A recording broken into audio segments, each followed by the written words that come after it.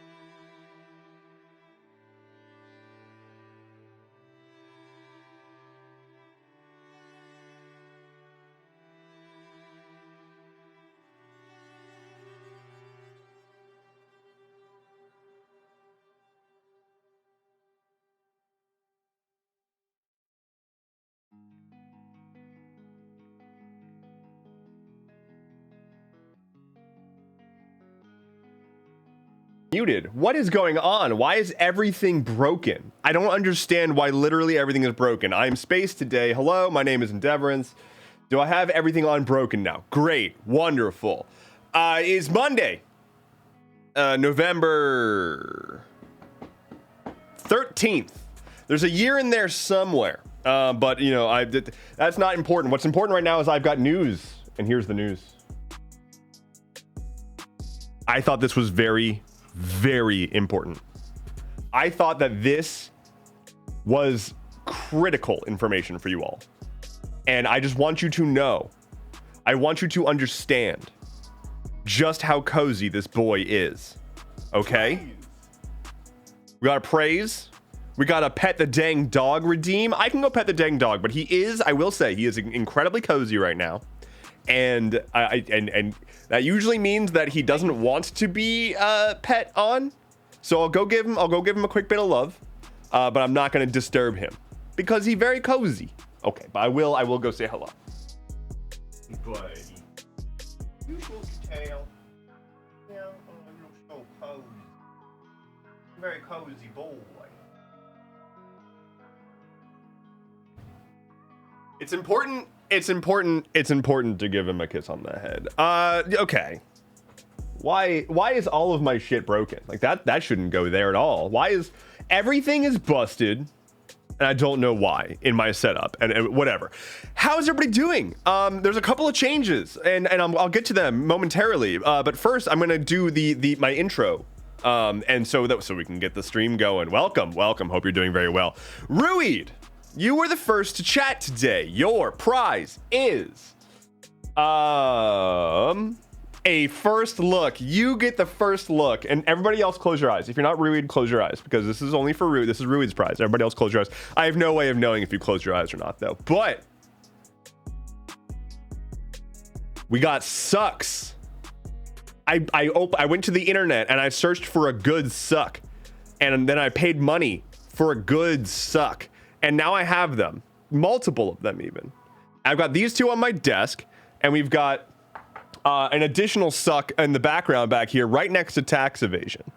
So tax evasion now has a friend, which is very, very important. Okay, so thank you all so much. That was a stream reward for the folks over on Twitch who were subscribing and whatnot. Thank you so very much. And speaking of that, okay, I'm still not done with my intro. Gosh, my intro is so long these days. Let me say hello to everybody. Then we'll get to the rewards and whatnot. And then it's tea time. By the way, it is indeed tea time.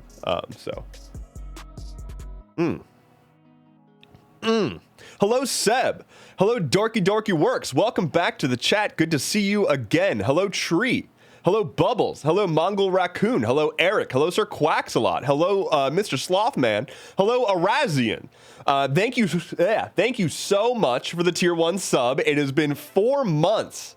I cannot even believe it. Thank you so very much. Says, I'm here for the SUCCs. Well, you are absolutely here, and I'll get to your role in just a moment. Hello, KO13_. Hello. Hello, Shard. Hello. Did I say Bubbles yet? Hello again, Bubbles. Whatever. Hello, Selenium Sulfide. Hello, Seb. Might have already said you as well. It's hard for me to remember who I've already said, actually. But so, hello. And over on TikTok, hello to Wavy Davy, Adrienne, Sam, Oversized Dwarf, Fallen Star, Caffeine Bro, he son TikTok, Potty Main. Oh, very good name. How have you been? I've been pretty good, and I will also get to all of that very soon. Professor Lawnmower with the subscribe, 5 months. Heck yeah, for reaching stream goals. Also, hello. Thank you so much, Professor Lawnmower. It is so good to see you. And thank you. Very, very incredibly kind of you both to subscribe. And okay, let's catch up on some dice roll stuff, because that's like, that's what we're doing here. So, Arazian has already redeemed a +1 on the dice rolls, which is excellent. And then we've got 2 subscribes, and Mr. Slothman has redeemed a D20. So, because I don't want to, actually, let me make sure I get over on Twitch. I got to get the, what happened here? Wait, what? Okay, whatever. Boink, my entire setup is just busted for some reason. There we go. Now that Flynn's in the corner, I'm gonna go ahead and roll some dice. Let's see. Arazian, you got a 6. 6. Focus. 6. That's a number. Did you know that? Did you know that that's a number? And then this one is for Professor Lawnmower. That is a 16. It's like a 6, but it can drive. In America. So that's what 16 is. And then finally, Mr. Slothman. Oh, and it looks like Professor Lawnmower wants to enchant the dice. I'll do that for Mr. Slothman's roll. Okay. Whoop. Oh God. All right. 14 and an 8. So that is a 14. Enchanting the dice gives advantage to the next roll. So boom. We are very close. 220 out of 250. My goodness. All right. And then I think we're all caught up. Cool. Let's read chat, because that's what we're here for. And I hope everybody's like settling in, having a good time, sipping at their tea. I should address the elephant in the room. I should address the space elephant in the room. I'm space today. I decided to be space today, and part of that is because I like being space, and part of that is because it's very cold. I've also got my fingerless gloves on, because I'm rad as hell.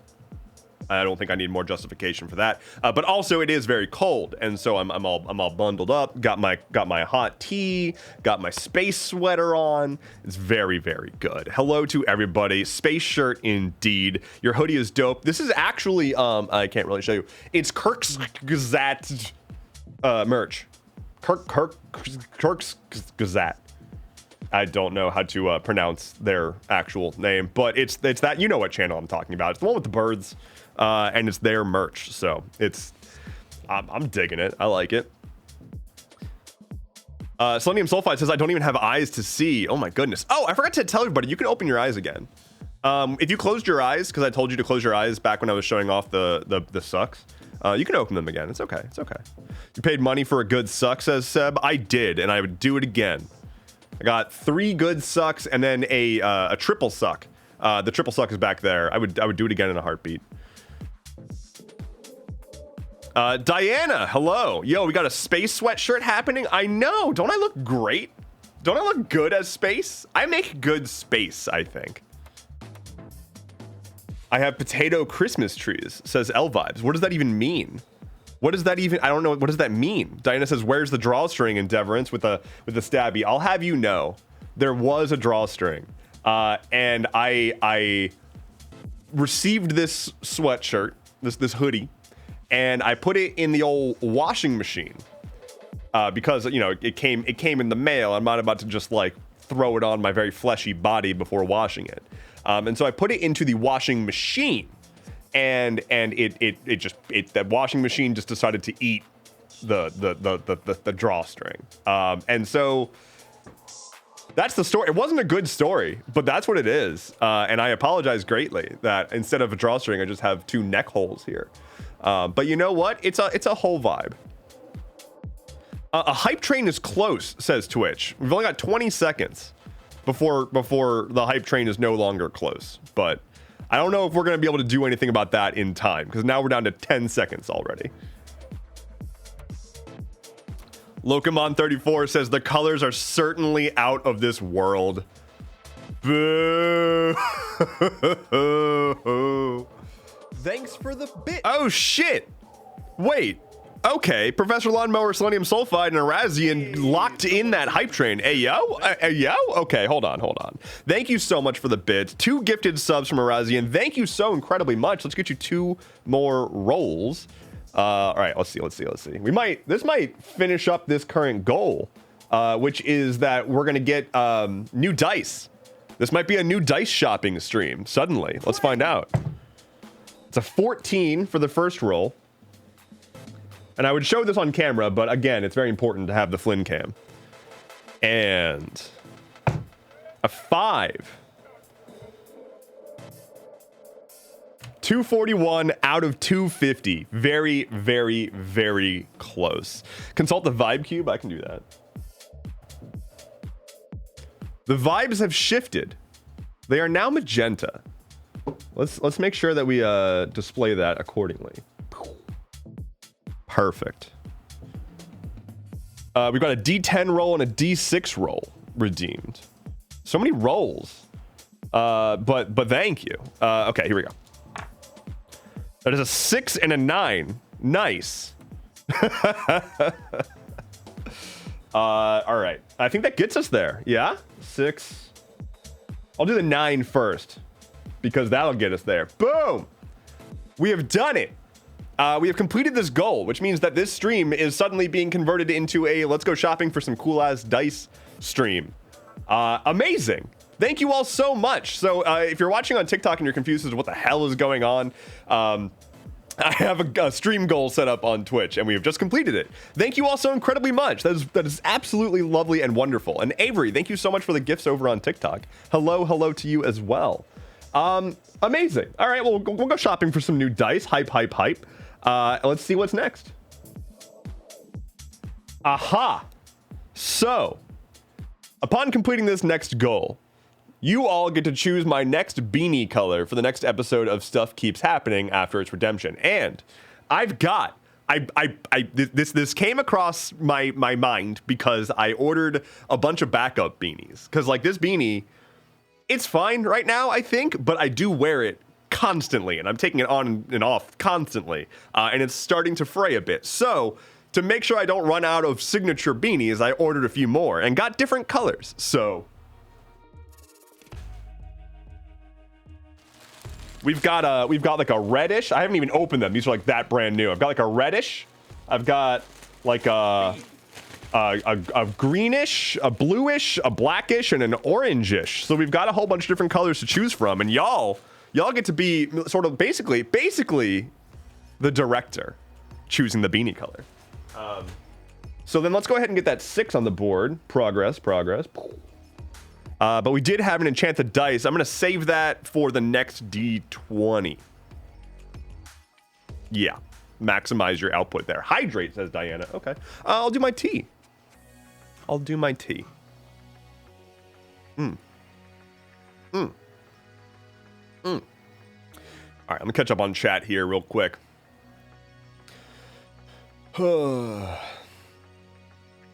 Let's see. Choo-choo, indeed. Jingly dice. I want to get something unique, and like we'll do some digging, and I'll take suggestions and whatnot. But like, I definitely want to get something interesting and unique vis-a-vis dice, because I've just been working with these like plasticky, very basic dice, and then like my one like really cool D20, and I'll keep the D20, but I want a good solid set of dice, the kind of dice that you could really hurt someone with, you know? Okay, if we don't get this, I called hacks. Is this game like darts where you have to hit it exactly? Oh my god, yeah, imagine it's like you overshoot the goal and I'm just like, nah. That doesn't sound very fun, actually. Deb has to shop for dice now. I do, and I'm excited for it. Oh, that's a lot of hype in chat. Hell yeah, I'm catching up. I'm still catching up. We'll have to have a Viking soldier for the frayed fallen... A Viking funeral for the frayed fallen soldier beanie, says Diana. Yeah, it's okay. It's not so bad, but this is my second beanie of this type. I previously had a green one of these. That's when I started on TikTok and doing content in general. This was not blue. This was green.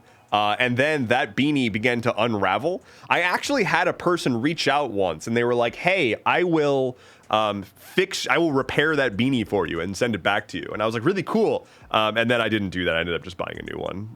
I felt bad, but it was just like, I'll just get a new one. New beanies, hell yeah. The only thing is that I am going to need to break them in, because I don't know if you all realize this.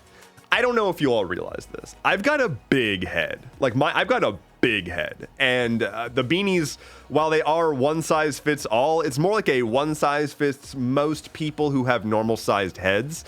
But I've as we've established, large head, and so I gotta break them in. Otherwise, it just looks like it's like pulling my head back and being like, "Hello, welcome to my show."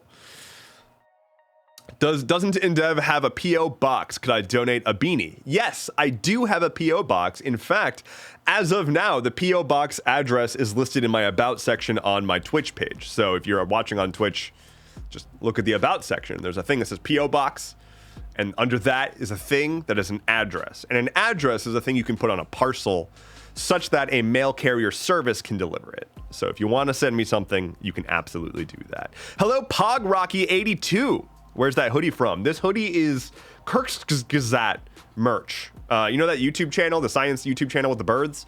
That one. This is merch from their store. They've got a lot of really good merch, actually. Lava dice, that's a great idea, Ruid. Metal dice, though.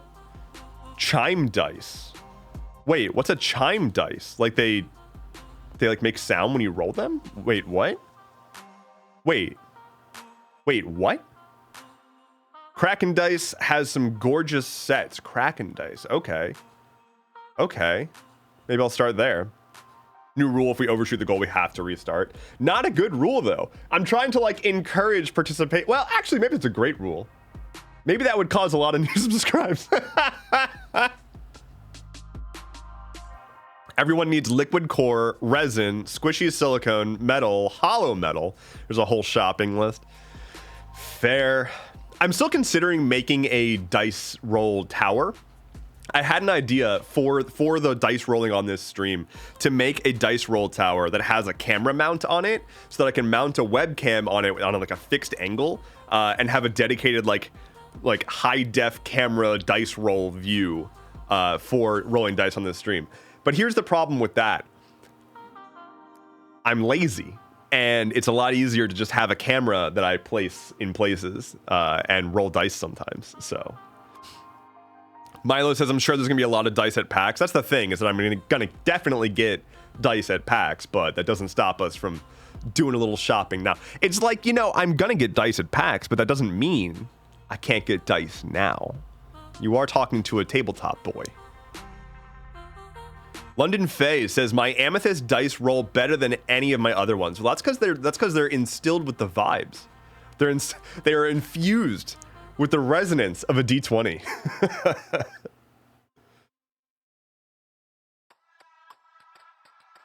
Austin James 97 says, I remember the green beanie. What a real one. You are a real one. An OG Endeavorance follower. Thank you so much. Get the pupper to chew him up a little. He doesn't tend to chew up on things. Oh my goodness. He's so sweet right now, you guys. He is so curled up. Oh my goodness. Look at that. Look at that. Oh my gosh. What an actual sweetheart. Why are you doing that? Stop that. Knock that off. Can always recommend thecriticaldice.com if you haven't picked a place yet. Okay. I'll get to that soon. Once I finish my coffee, my tea. I'll probably switch over to doing some dice shopping. Nasty Creeps, hello. Says, are you going to do unpacking streams? Probably. I think so. If I don't do unpacking streams, I will definitely be posting unpacking videos. But I do think I will be doing that.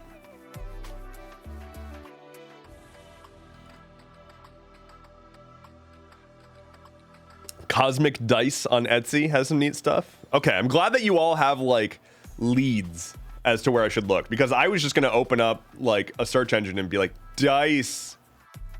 But now I've actually got stores to look at. That's good. That's good. Oh, hello, Dice. I heard dice. I have been summoned. I'm getting dice. I'm gonna be doing some dice shopping on stream for. So if you've got any recommendations.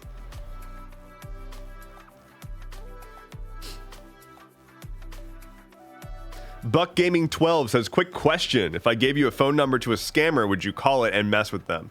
That sounds fun, but probably not. That's not really my forte, and also phone calls give me hella anxiety. So as much as it would be fun to mess with them, it's just like, probably not. The green beanie was lit. I do like the green beanie in general, but I do feel like this one kind of like pulled out the color in my eyes a bit better. I hope. At least that's what I was kind of going for with the color, but it is what it is. Nasty Creep says, I also remember the green one, and green is my favorite color, so I did not scroll past it. I'm glad that the only reason that I am of any interest was because my beanie was green. That just makes me really happy. Diana says, at the last con I went to, they gave away giant plush D20s. I wish I had grabbed one now. It would have made an adorable Flynn toy. Do you want a D20? Oh, he is whole ass asleep. And his nose is tucked underneath of his tail to keep it warm. I need you to understand that. He is currently tucking his nose under his tail to keep warm. That's how cozy we are right now. Fam, check out my site and I'll give you a better code for anything on there. Okay. Yeah, what's the site though? I need to know the web site. I'll certainly start there.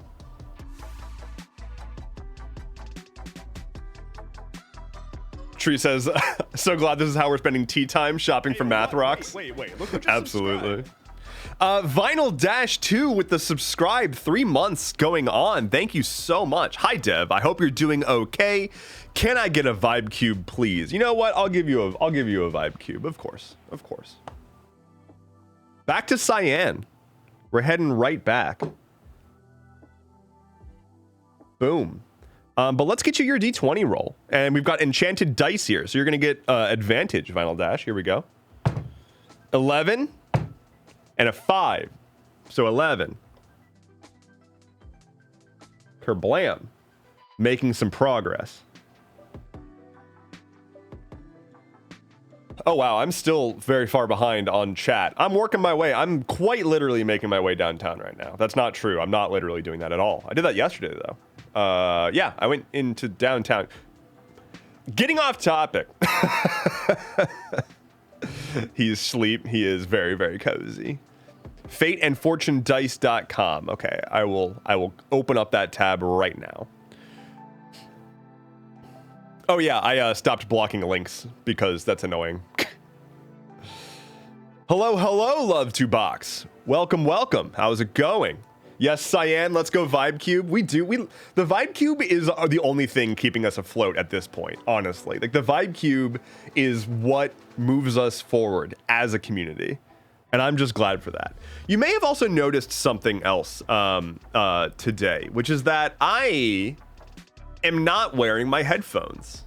And the reason for me not wearing my headphones is because I've finally put my computer speakers back on my desk after like literal months of not doing that. I'm waiting on, I don't think it's here yet, but I'm waiting on a little box, little desktop box that will let me route my audio to my headphones and speakers simultaneously, but with separate volumes, so that I can kind of switch between having headphones and not having headphones. And not having the headphones on is kind of comfortable. So yeah, although I do like those headphones. Anyway, it doesn't matter. Franch, thank you so much for the subscribe. 6 months. I truly, it blows my mind that we're even like approaching, like we're at half-year subscribers. We're at like 7-month subscribers. It's truly bonkers. And Ronin Queen with the 2 months. Thank you so much to both of you. Holy crap. And now you get to like, it especially makes me happy because like subscribers get the new fun emoji that Lilith Knox made, which is like wonderful. So be sure to use those if you have them, because I like seeing them quite a bit. USMC Barwick says, working on the family campaign, can you roll a 20 for the monster? Well, I'm about to roll 2 d20s for Franch and Ronin Queen, so let's check those out and see what we get. You can use these rolls. Some Barwick. That is a 5 for Franch. All right. And for Ronin Queen, a 15, which is like a 5, but again, can almost drive. Boom. And Diana, forgot I had my Prime sub. Whoops. Well, thank you so much. 3 months. I forgot I had this. Flick. Oh, I rolled out of the thing, but that's a 13. Diana, the die did not land in the die place. Do you want the 13 or should I re-roll it? And London Faye with the gifted sub. Let's see. 18. Damn. Diana says I like the 13. All right. We are blazing through this. Holy crap. Oh, okay. I've got to consult the Vibe Cube and a Ranch Redemption. Perfect. Okay, Vibe Cube. Yellow. I apologize that the yellow is not, I mean, like, it is what it is. I intended to pick a different yellow color before the stream today, but this is the truth. I ran out of time. I was just doing everything I possibly could between finishing Stuff Keeps Happening and starting this stream, and I didn't have time to pick a new yellow. So, oh well. Rant redeem. A rant redeem. Old Tree would like me to rant about which is better, over-the-ear headphones or earbuds. I have thoughts. Here's the thing that you need to first understand about me, and this might give you some context for how I feel about more things down the road. Dangus. My ears is whack. My ears is whack, and they've got like, you know, this. I get this thing in my ears called earwax, right? And when you impact earwax, it's not wonderful. And not super long ago, I actually had a really bad like lump of whatever stuck in my ear, and like I couldn't hear. It was deeply uncomfortable. Like I was getting like vertigo all the time, and I had to go to the doctor. This is a preview of tomorrow's Sisyphus edition, by the way, because I did the same rant in that. So I had to go to the emergency, not the emergency room, an urgent care. I urgently needed care, and so I went to the urgent care place where they do medicine at you. And I went to the doctor, and I was like, "Hey, doc, my ear is so fucked right now." And he took a look, and he's like, "Wow, yeah, your ear's pretty fucked. I'm gonna go get a nurse, and she's gonna shoot a gun at you to clean out your ear." And so this nurse comes in, and she's got a gun. It shoots water, but it's still a gun. And she shot it at my ear, and then like a big chunk came out, and she was like, "Well, damn, that is more than I expected." And I was like, "Me too, that's gross." I have a picture of it somewhere. I'm not gonna share it because it was gross. But all of that to say, in-ear headphones push that shit further back in. Like earbuds, right? Like they push that shit in. I have always been bad with in-ear like earbuds. They've always fallen out. They get nasty. They get so gross. There are entire like cleaning kits for AirPods because they get covered in earwax, and then you put them in the case, and then the earwax rubs off on the case, and then the case is covered in earwax, and you got to like clean that out. It's just not wonderful. And so I am much more of a fan of big cans. I'm a huge fan of big cans, especially when I can put them on my head. And so I'll use the over-ear headphones with large cans that just like, you know, don't actually even sit on your ear.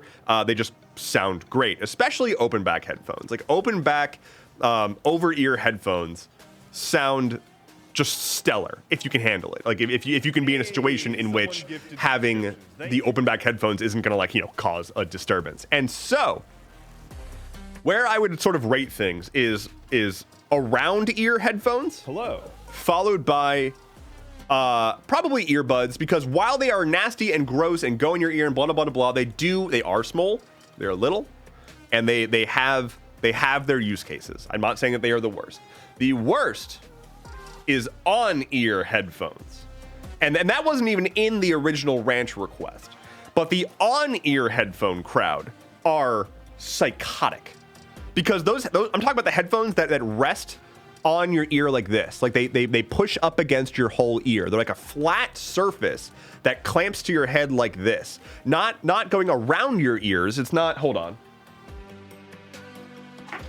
Like these are my headphones, right? Like they've got these like, you know, I don't know if you can really see, but like, you know, it goes around the whole ear. There's enough room for your ear to fit inside of the cavity, right? But the on-ear ones just press up against your ear, and they get sweaty and gross, and they press your ear against your head, and it's uncomfortable and awful and terrible. And if you like them, I mean, you're still pretty cool, but like, stop it. Anyway, I am really working to try to teach myself to be more okay with earbuds and earplugs, because I also have like horrific levels of noise sensitivity. Like that is a major anxiety driver for me. I hear everything and it sucks. I don't recommend it. But because of that, I'm trying to train myself to be more okay with putting things in my ears like earplugs and whatnot, because it does help. So there's that. Praise. We got some stuff for me to go over here. Okay, did I get London Faye's gifted sub? I'm not sure if I did. And then Dice Goblin Black Cat with 5 gifted subs. Holy shit. Thank you so incredibly much. That is ridiculously kind. I am absolutely going to be doing some browsing on your Dice website. Holy crap. Okay, well, let me get the five rolls for Dice Goblin Black Cat. Hydrate, I can do that. Thank you so much, Dice. Let's see. Oh no! Oh no, Dice! Oh no! Someone gifted subscriptions. Thank you for that.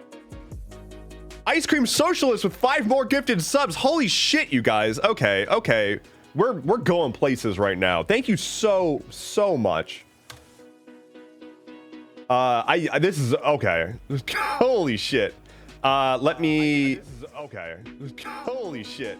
I accidentally started playing my own. I was like, what's going on? I opened up my own stream to edit the Nat 1 list. Okay, so Dice Goblin Black Cat, you got a Nat 1, which means that you are going on the Nat 1 list on my Twitch profile. And done. Okay, so where are we at? Okay, holy crap. We have 9 more rolls to get through thanks to Dice Goblin and Ice Cream Socialist. Holy okay. We've got some rolls to do. That is a 3, 15, 8, and 2. And now for Ice Cream Socialists rolls. 6. That rolled off the table. 9. 18. 16. Oh my god, are we about to get another goal already?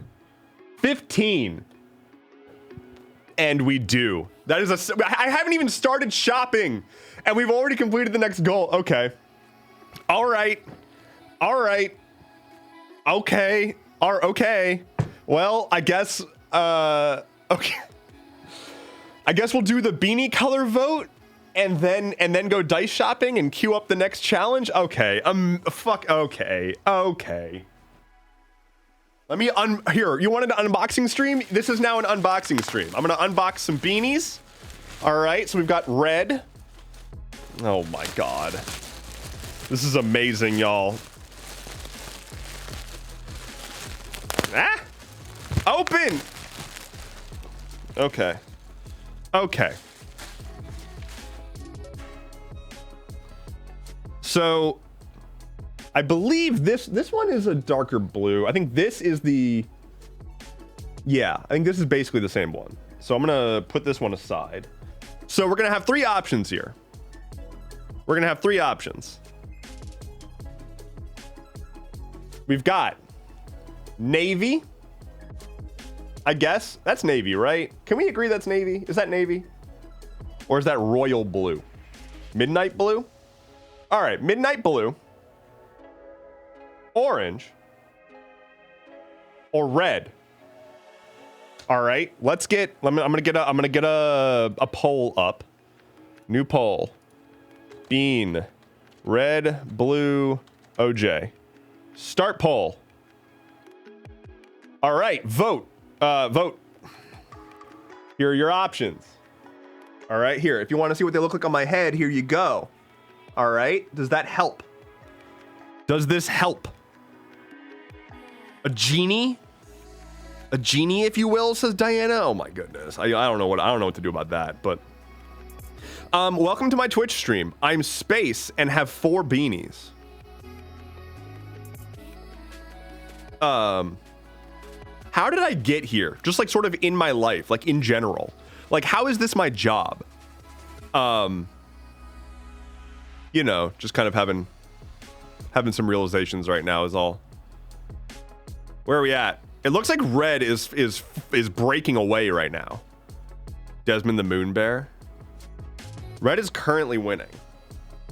With just a few seconds left. I blame the church, says Selenium Sulfide. Red it is.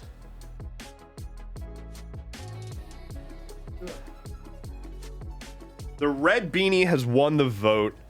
Let's see. Let me get the tags off. This company, whose name is a name of a company that should pay me.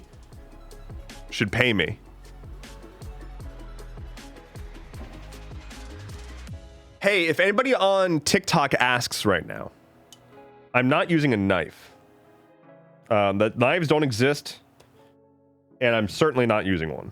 There we go. Cut off a thing. I got a comment taken down on TikTok this morning. As in, like, one of my comments were taken down. And the comment that was taken down was just the sweat emoji twice. And apparently that was too risque for TikTok's community guidelines.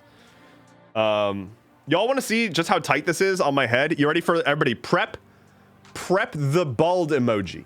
All right, get ready. Get ready for the bald emoji. Get ready for the dome. Here we go. Dome incoming. Wha-bam. You're just never ready for it. But yeah, here's it's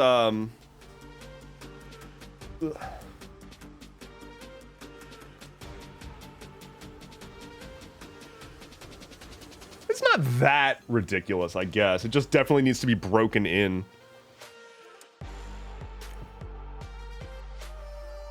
I don't hate it. The fabric just needs to stretch out a little bit. But the color is not terrible. It's not horrific. I'm here for it. I'll have to like wear it around just to like break it in over the next couple days. Everyone who voted red is on my shit list, says Ice Cream Socialist. I think orange would have been better. We'll find out. You thought it was going to match the hood better? Yeah, it's not really the same red. The orange of your hood doesn't go great with the red. Yeah, it's not the same red. So if we do that, is this better? do you like this? Does this tickle your fancy? All right, we're switching back. Break out the dome. It's actually not maximum shiny right now, unfortunately. I shaved 2 days ago, and so it's a little less shiny than it could be.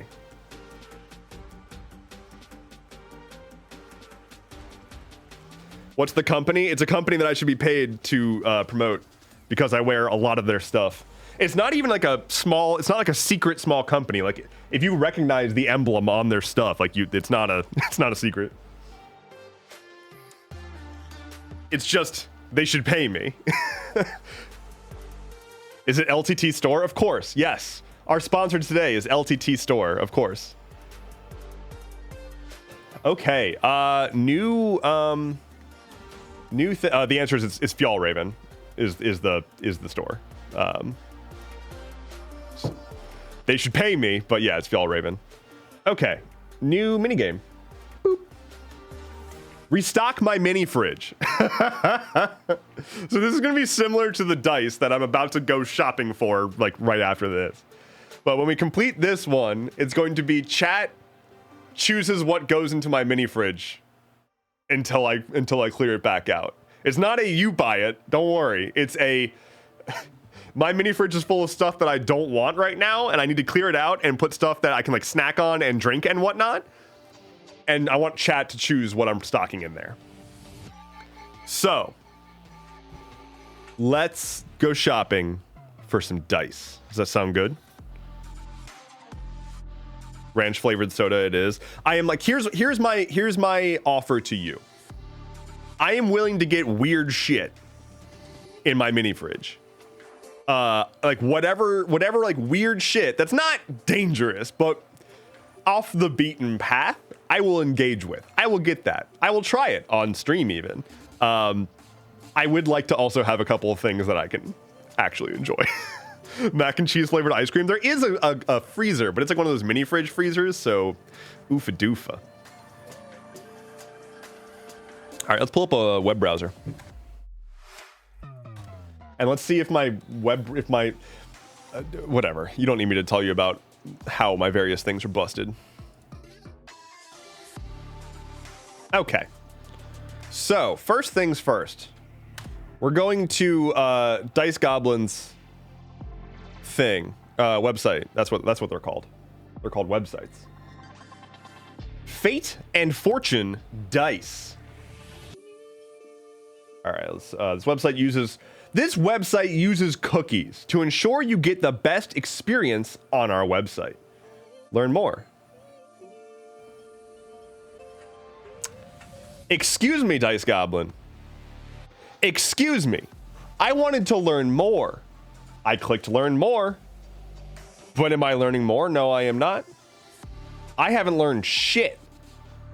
I don't know a goddamn thing. There is not an ounce of knowledge in this noggin. And so I am just going to fall over.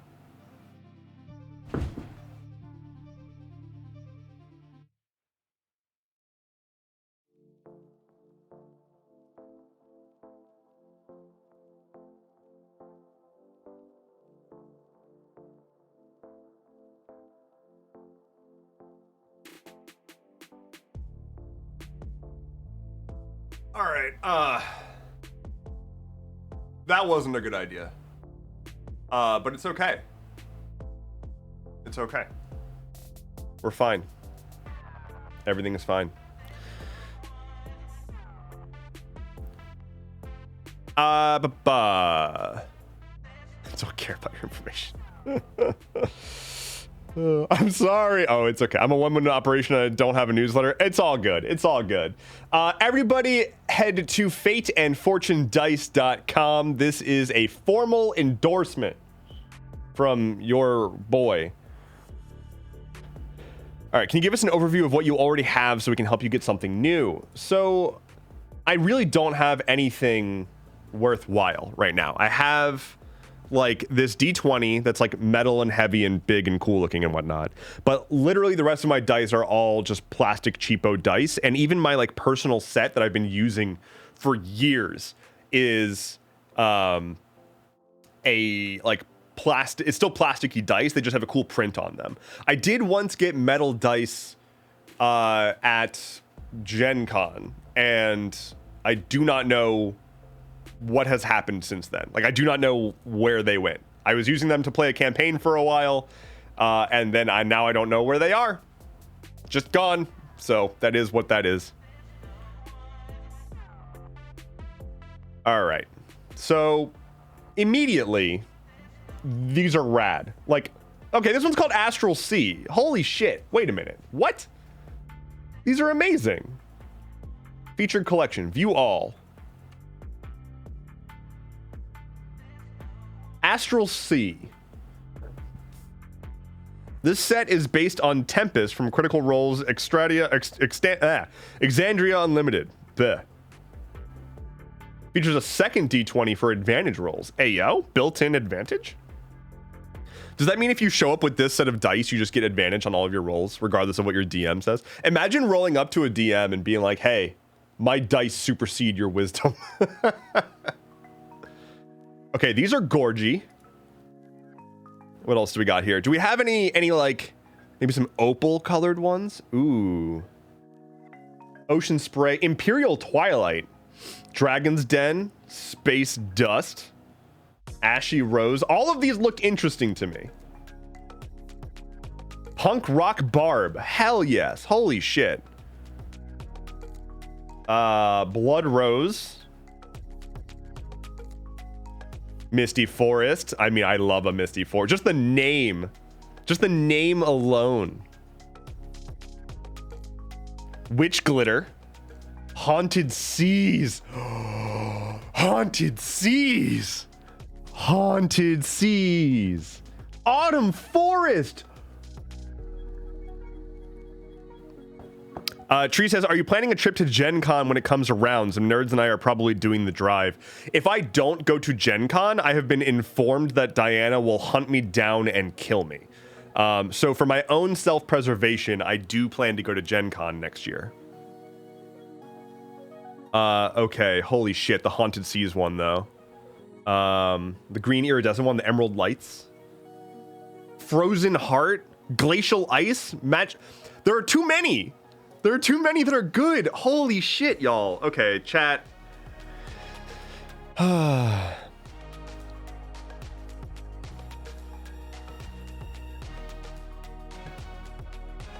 God. If so many cons you want to go to next year, Milo? Yeah. There's a lot of good shit right now. Okay, sorry. I'm a little overwhelmed by how many good sets of dice there are on this website. Okay. Okay, here's what we're gonna do. I've got a lot of tabs open. I'm going to cycle through these, and we're going to just eliminate them one by one. Okay? Until I can get to one, just a final 4, and then chat will make the final call. We'll put up a poll, and chat will make a final call. So, oh my god, that's only half. Wait, what do you mean it's only half? Wait, what? What did I? Is there an entire separate? Is it the classic sets that you wanted me to look at? Wait. Specialty sets. Spicy boy. Wait a minute. Radioactive meat? Spicy boy?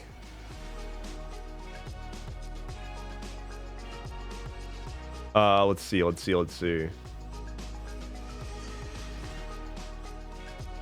Okay, I think those are the ones that are calling to me immediately. I'm now going to go through. Okay. The emerald dice look amazing. Hello, Funky Piece.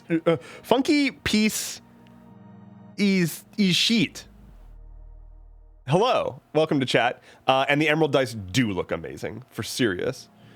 The internet over on TikTok says that I should grab some metal dice too. I mean, probably will. I probably will at PAX Unplugged.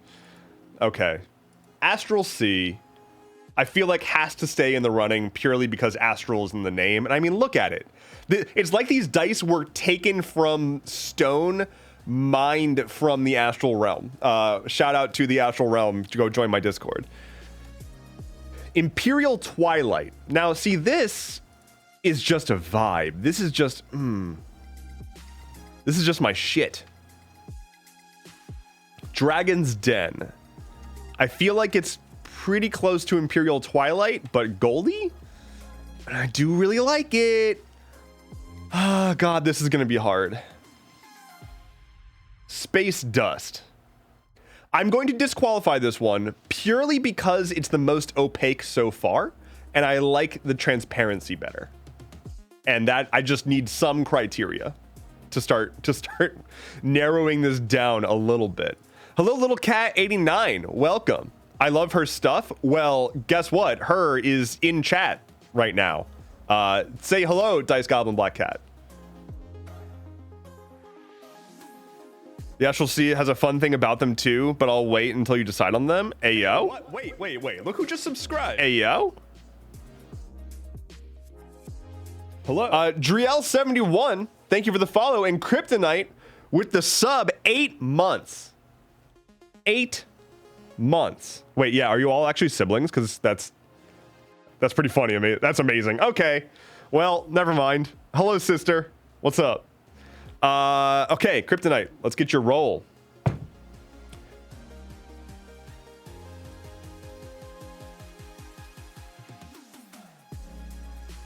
That is a nat 20 for Kryptonite.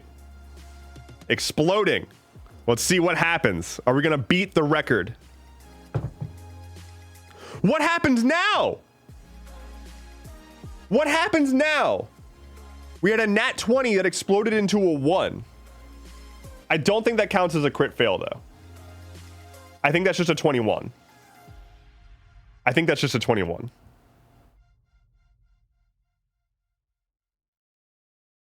Damn it.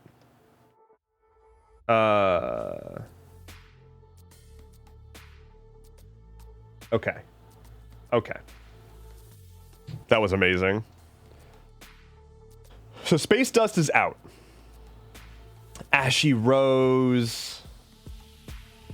I'm gonna leave it in for this pass, but it's on my 2-cut list only because it's like not better than Imperial Twilight. Subscriptions. Thank you for that. Vinyl Dash with the gifted community sub. Holy crap, y'all are being so ridiculously kind today. Thank you so much. All right. 18. That is an 18.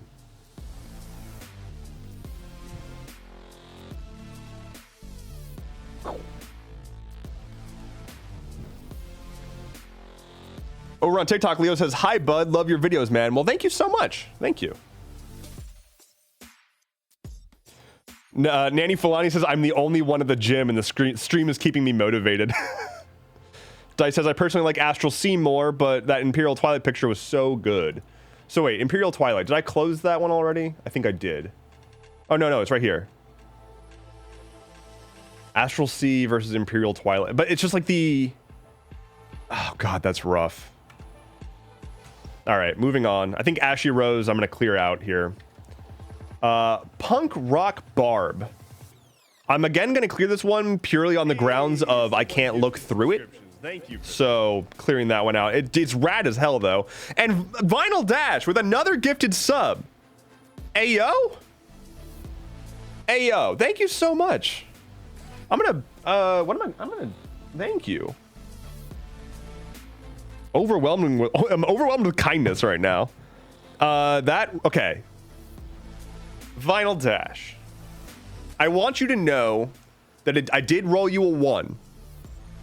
But it rolled out of the dice tray. Do you want to join the wall of nat 1s? Or should I re-roll? Fate is in your hand currently. Vinyl Dash. Re-roll? I'll re-roll. That is an 8. Plus 1 for a 9. Thank you so much. Very much so. Little Cat 89, thank you so much for the follow as well. Let's keep on digging into these dice, shall we? Seth says, hey Deb, how go the SUCCs? You want to know about my SUCCs? They're doing very good. They are flanking my desk, which is lovely. All right. Misty Forest. Now, here's the thing. Misty Forest, the name is perfect. That's just vibe. That's just my vibe, right? I'm not sure if I'm loving the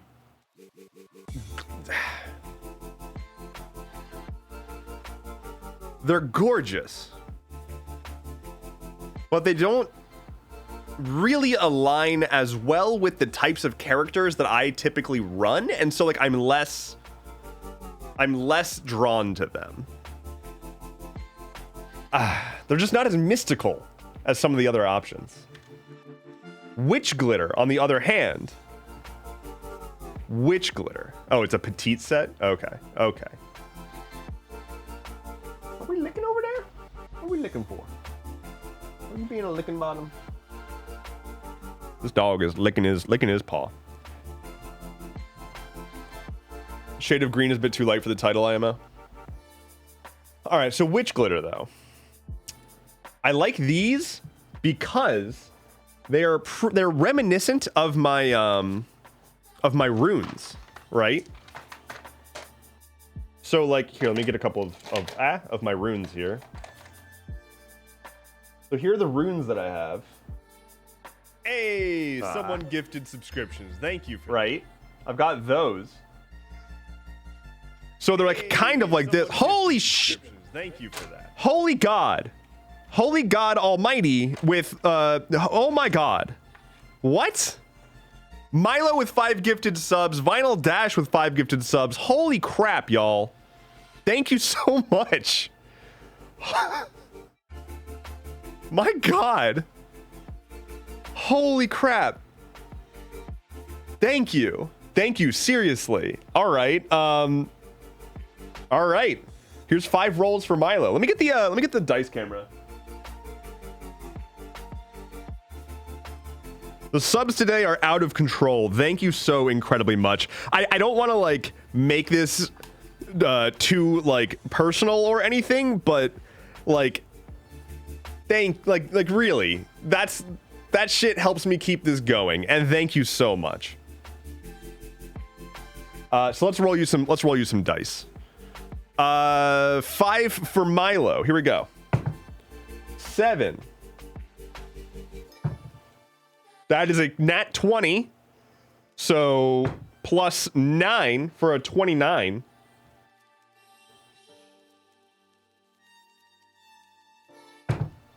$15. 17. 19. Holy crap, Milo. You just knocked it out of the park. Vinyl Dash, 5 more for you. 17. 7. Oh, dice power up. Okay. Whoops. Sorry, I missed that. I will add a here. Bonk. There you go. To reconcile. How many do I have left? I think I have 3 left. 12.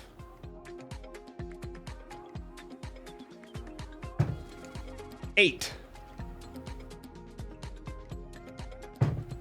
And 5.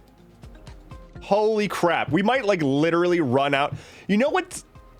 Okay. I have had a to-do item for a while that says, come up with more stream goals, because I think we literally might not have any more stream goals after this. I do have one that I came up with. I just don't have it prepped, but we'll see. Y'all might literally exhaust my stream goals. However, I also have a plan to start showing a list of 3 options for the next goal that you all get to vote on. I haven't built that in yet. I'm going to make a thing where it's like, whenever we complete a goal, it's going to pull 3 random things from a big list of goals, and then chat gets to vote on what we're going to work towards next. So that should be fun.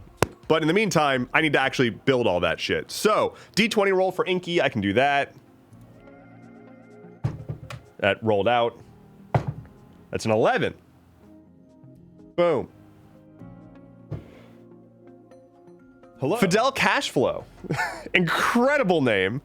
Oh, Cashfio. Still, incredible name. Welcome, and thank you for the follow. Diana says, I vote we add a buy a propeller beanie to the list. Okay. Here.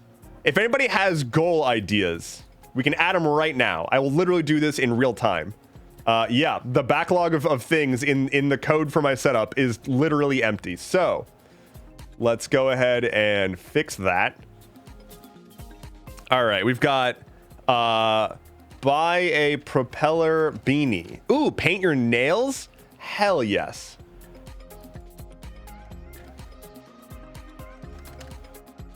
I've been wanting to paint my nails anyway, but I didn't just say, I don't want to paint my nails. Don't force me to paint my nails. Okay, let's see. Dev paints his nails. Okay. What else we got here? New gloves, fancier. I would do that, but I actually like these a lot, and I have a warmer set of gloves for actually being outside. I don't want to buy more gloves than I need. Cinnamon roll plushie for the dog. Oh, a dog. Getting Flynn a dog toy out here. I like that a lot. New toy for Flynn. Okay. Dev takes shots with Diana at PAX U. I feel like that's a given. But if you want people to if you want people to subscribe to do that. Dev subathon stream. What does that even actually entail? Cooking stream? That's a good one. That's a good one. Cooking stream. Maid dress. Dev wears a maid outfit. That's gonna be a big one though. I'm gonna make that one a big one. Because that means I have to purchase a maid outfit.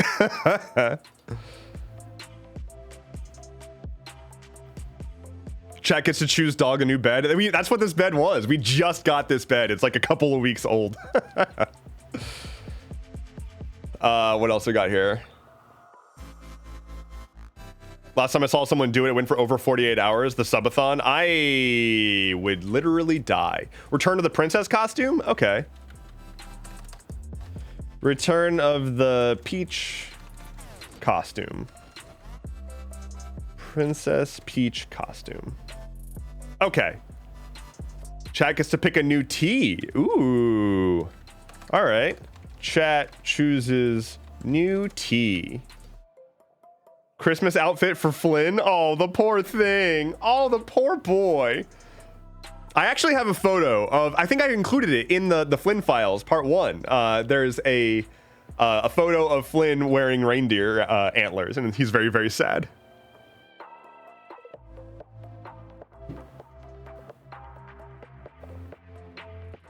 Phil Flynn's treats. Okay, I like that. Get him some treats out here. Treat refill for Flynn. Cryptid Waifu, hello, says, can I ask where that hoodie is from? I love it. It's from space. I went out and got it and got space and put it on a hoodie. No, it's from it's from the Kirk's Gazette YouTube channel merch store specifically. It's like the science YouTube channel with like birds and whatnot. I'm supposed to be doing dice shopping, but y'all are amazing. But now we've got a ton of backlogged stuff, so thank you for that. We'll do a stream goal ideation brainstorming sesh another time as well. Let's get back to the dice. And hello, funky piece shit. Get Flynn a blankie. He's on a blankie. He's currently snoozing on a blankie. He's literally on a blankie right now. Hold on. Like, oh, a blankie with Flynn's face. Oh, interesting. Yeah, I'm working on merch. I am actively doing that. It's slow going because I'm actively doing many things, but I am actively working on merch. Flynn blankie. Okay. We all just want to spoil Flynn. It sure seems like if I want to get people hype, I should just promise Flynn merch and Flynn things in general. Highly recommend making a dono goal being having your chat buy you a sword. I have a sword in the works. Somebody's already making me a custom sword right now. It's rad as hell. Like, it's literally being forged. Giant Snorlax plushie. Can we get a hat with Dev's face on it? Oh my god. Okay. All right, let's get some. I really want to talk about merch stuff and more stream goal goofs and whatnot. Let's figure out a dice set. We're 2 goals behind already. Y'all are completing goals faster than I can fulfill them. And I still need to do a wood burning stream for you. Oh my goodness. Okay, which glitter we're keeping? Haunted Seas, I feel like has to stay in here purely because yo-ho, right? Yo-ho? Yes. Autumn Forest has to stay here because it's Gorjo. Okay. I had it open twice. Emerald Lights. Now, here's the thing. It's gorgeous. I love the color, but again, a bit too fluorescent green for me, if I had to say. Haunted Seas are sold out? No! No!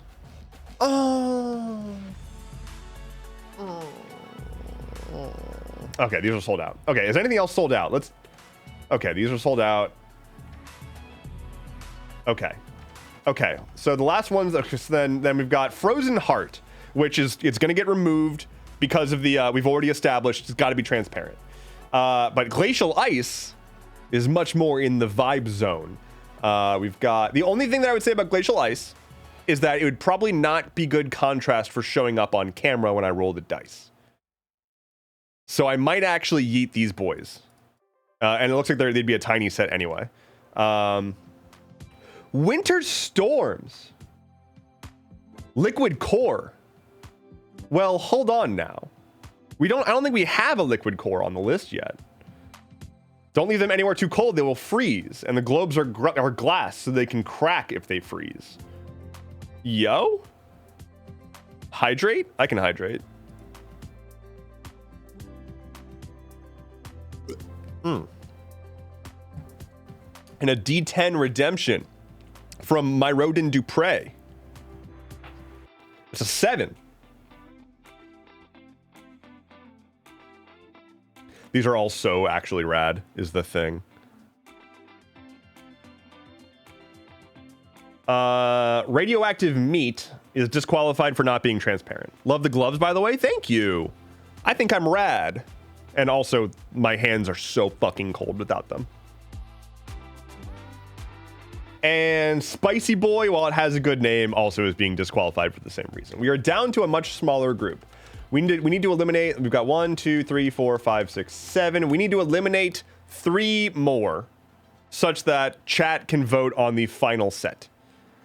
So we've got Astral Sea, Imperial Twilight, Dragon's Den, Blood Rose, Witch Glitter, Autumn Forest, and Winter Storms. So the first thing I'm thinking is that Astral Sea and Imperial Twilight are very similar.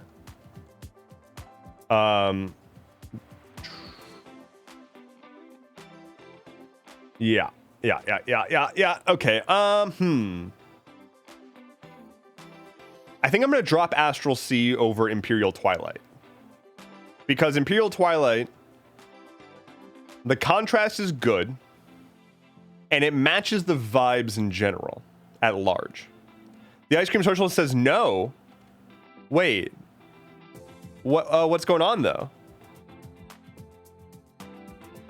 How many things can I put in a poll? If I do a new poll, can I add... I can only do up to 4 things. No, 5 things. Okay. I can do 5 responses. So we only have to get rid of 2 from this list before y'all vote. Not the space yo-ho? Wait. I'm so confused. You can have 7 things in a poll? Can I? New poll. Dice. Type. Which glitter? I don't think I can actually have 7 things in a poll. Yeah, you can have 5 things in a poll. I've been lied to. Been super lied to. Okay. Astral Sea, Imperial Twilight, Dragon's Dead. I'm going to drop Blood Rose. I'm going to drop Blood Rose, and I'm going to drop... God, I want to keep Winter Storms in the running.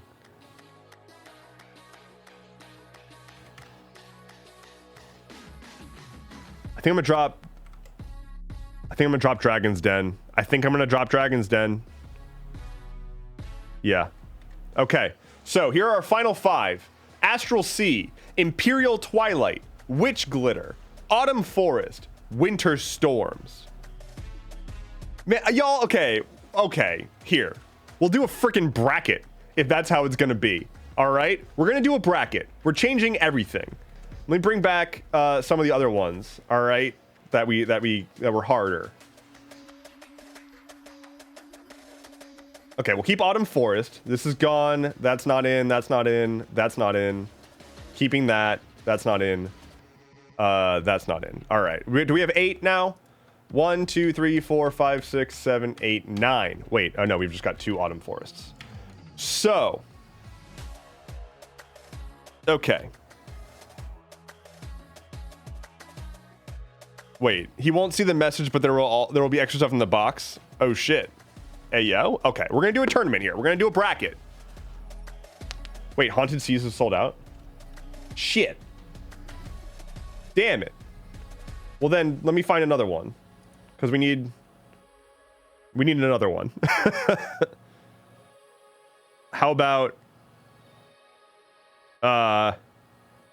Luminescent Seas? All right, Luminescent Seas. Do we have 1, 2, 3, 4, 5, 6, 7, 8? We have exactly 8. They're all in stock. We've got this. Okay, bracket time. I need a bracket website. All right, quick bracket. Let's see if that works. Quick tournament bracket. Tournament bracket generator from challenge. Single elimination. Next. Okay. Enter participants. Seeded from best to worst. Whatever. Astral Sea. Imperial Twilight. Bump up the font size here. Dragon's Den. Blood Rose. Witch Glitter. Autumn Forest. Luminescent Seas.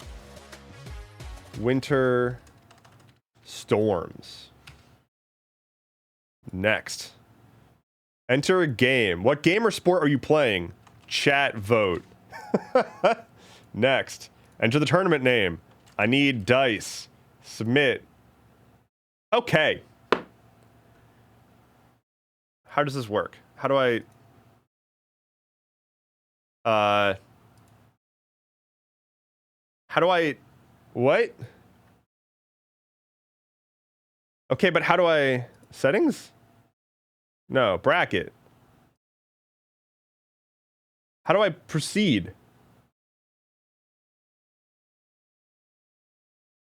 Game? Gotta make an account? Oh, god damn it. Quicktournaments.com. Ah! Okay. No, I don't want to log in. Bracket maker. Create bracket.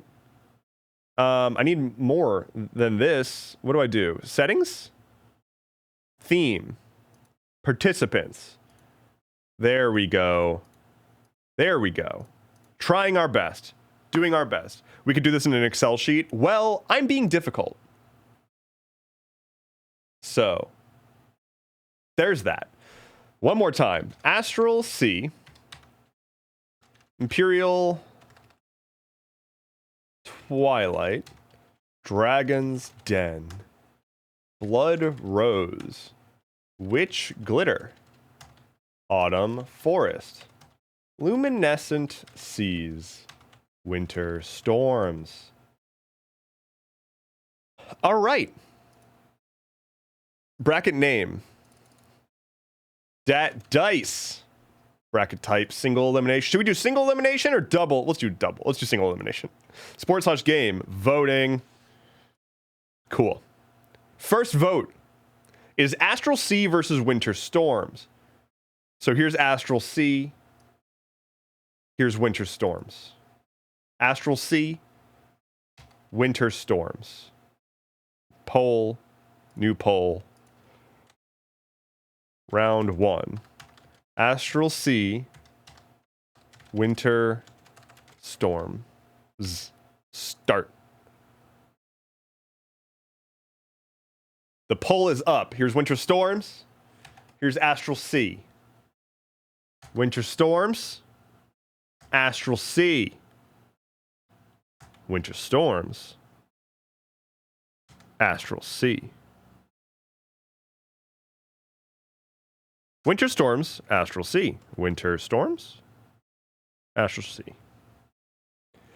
Oh, we ran out of music. While that vote is going, I'll start the next. I'm just gonna go ahead and make an executive decision about the music because we're already voting. We're gonna do synthwave.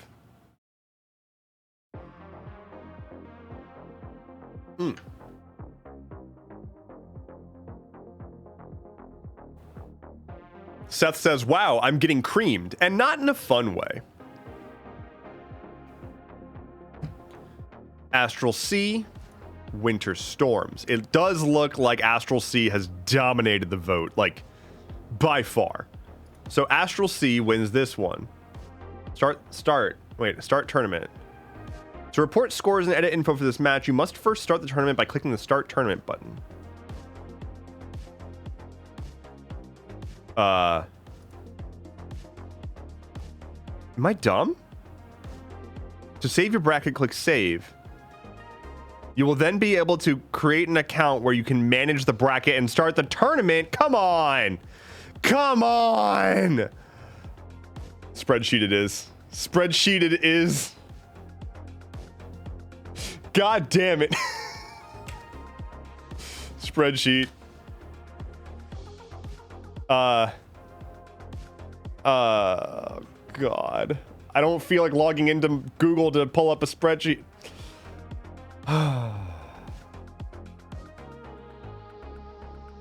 I'm so mad. So mad right now.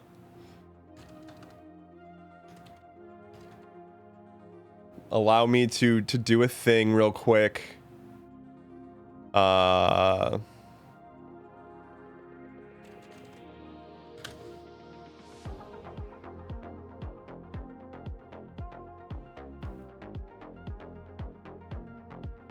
You know what?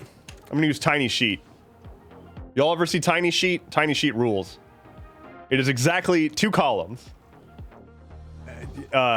That's what you get. That's all we need. Astral Sea, Winter Storms, Imperial Twilight, Dragon's Den, Blood Rose, Witch Glitter, Autumn Forest, Luminescent Seas. Okay, so Winter Storms has been eliminated.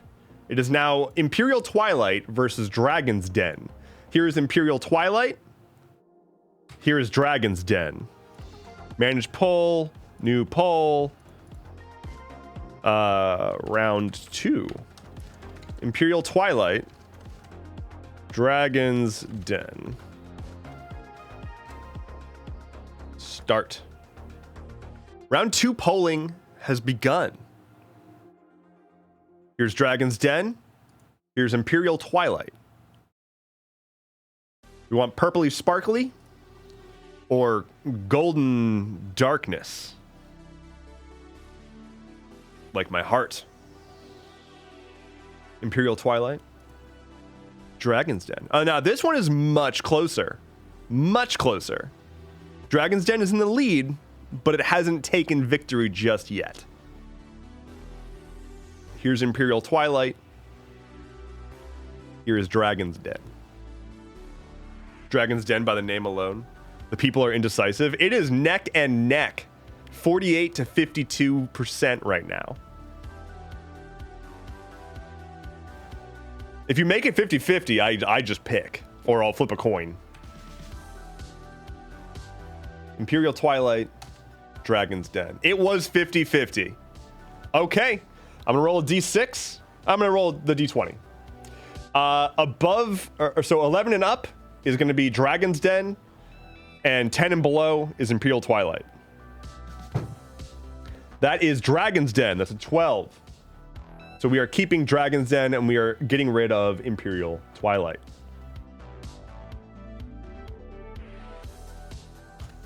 Next up is Blood Rose versus Witch Glitter. Here is Blood Rose. Here is Witch Glitter. Setting up the poll. Round 3. Blood Rose, Witch Glitter. Start. Here's Witch Glitter. Here's Blood Rose. Very, very red, but pretty freaking rad. Witch Glitter. Blood Rose. Dice says, I'm going to send you a coin from a broken set so you have a D2. Well, thank you. Hell yeah. Yeah, I don't have one. Witch Glitter. Blood Rose. Sylvie says, what did I come back to? Yeah, we're doing a bracket. We're doing a vote bracket for what dice to get from the stream reward. So that's pretty hype. And it looks like Witch Glitter by far is dominating this round. So we're gonna go ahead and kill off. There's just like no way Blood Rose. There's no way Blood Rose is making a comeback from this. So Witch Glitter wins this round. Blood Rose, Ripperino. Round 4. Autumn Forest, which is this, versus Luminescent Seas, which is this. New poll. Round 4 is Autumn Forest versus Luminescent Seas. Go. Vinyl Dash would like a D6 roll in the meantime, but here is Autumn Forest, and here is Luminescent Seas. Here is Autumn Forest. Vinyl Dash, that was a 3 for your D6. And here is Luminescent Seas again.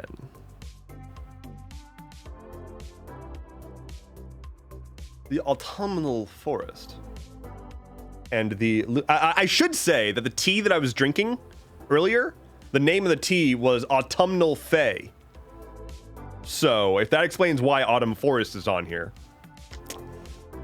Autumn Forest, Luminescent Seas. We're close. We're very close again. 54-46.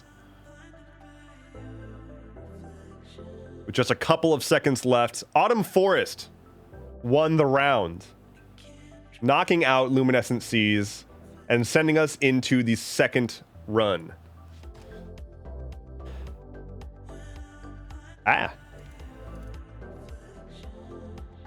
All right. Astral Sea versus Dragon's Den. Astral Sea versus Dragon's Den. Now it's going to get hard. Now it's going to get rough, y'all. It was rough before, and now it's even going to get rougher. Round 5. Astral Sea, Dragon's Den. Start poll. Astral Sea, Dragon's Den. So here's Dragon's Den. Here's Astral Sea. One more time, Dragon's Den. Sort of a black, gold, sparkly. Astral Sea, sort of a cosmos vibe.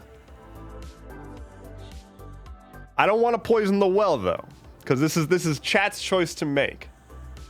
These are the dice that we'll be using for chat, so. Going with Dragon, because that's my thing. Astral Sea, Dragon's Den. It is so very close.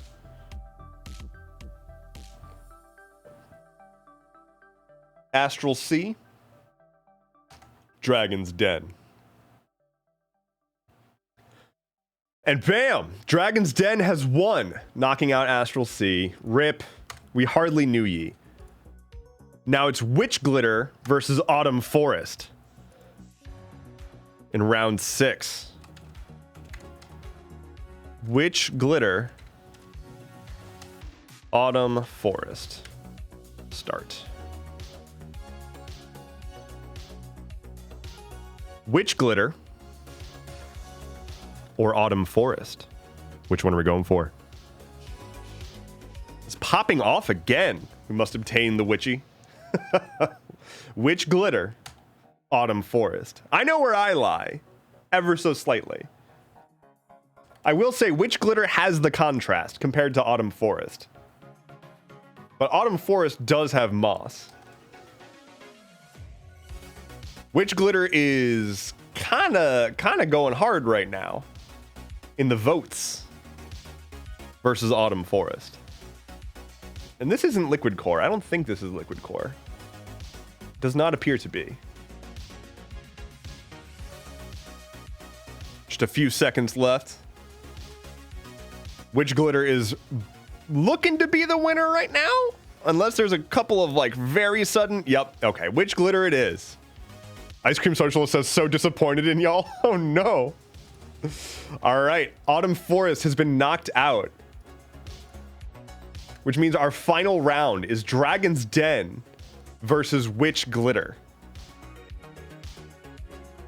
New poll. The grand finals. Dragon's Den versus Witch Glitter. I will let you all know now. I'm going to allow additional votes on this one for 50 channel points per vote. Grand finals, Dragon's Den versus Witch Glitter. Start. Dragon's Den,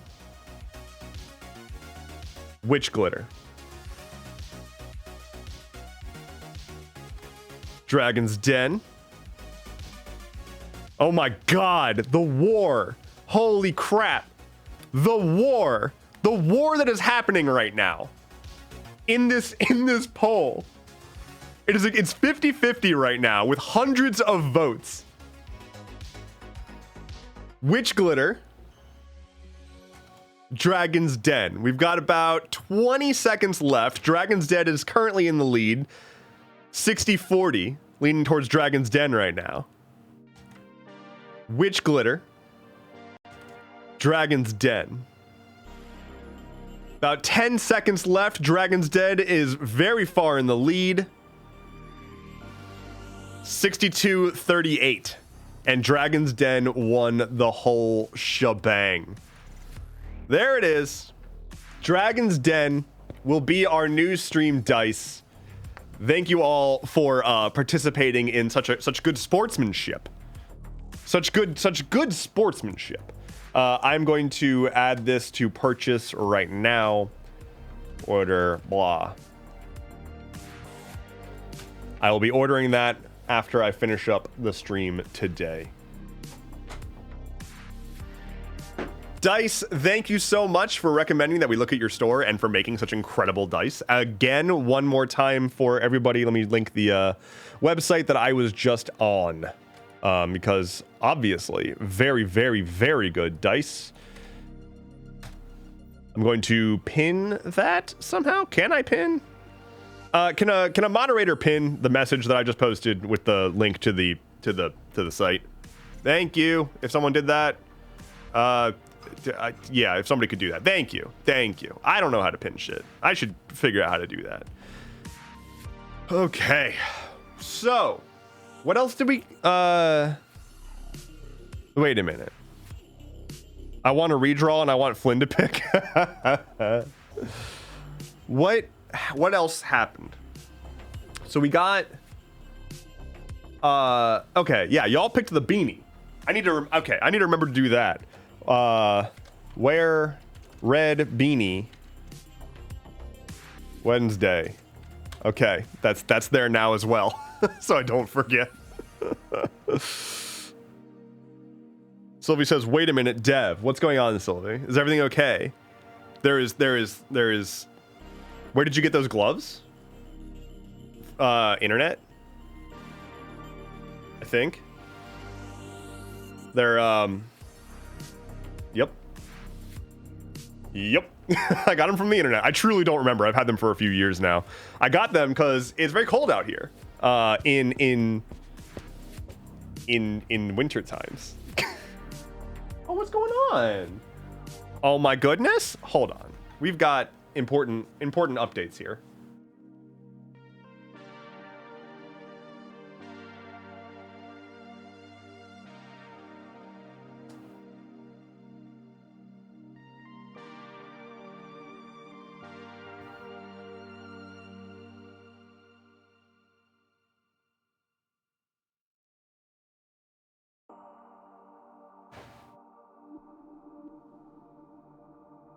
Welcome to my stream.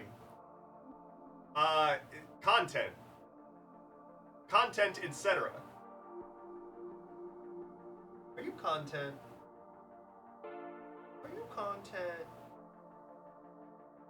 He might not be content, but he is content. I can tell you that much.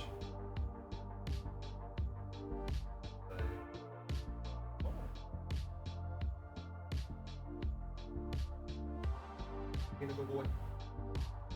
Being a good boy.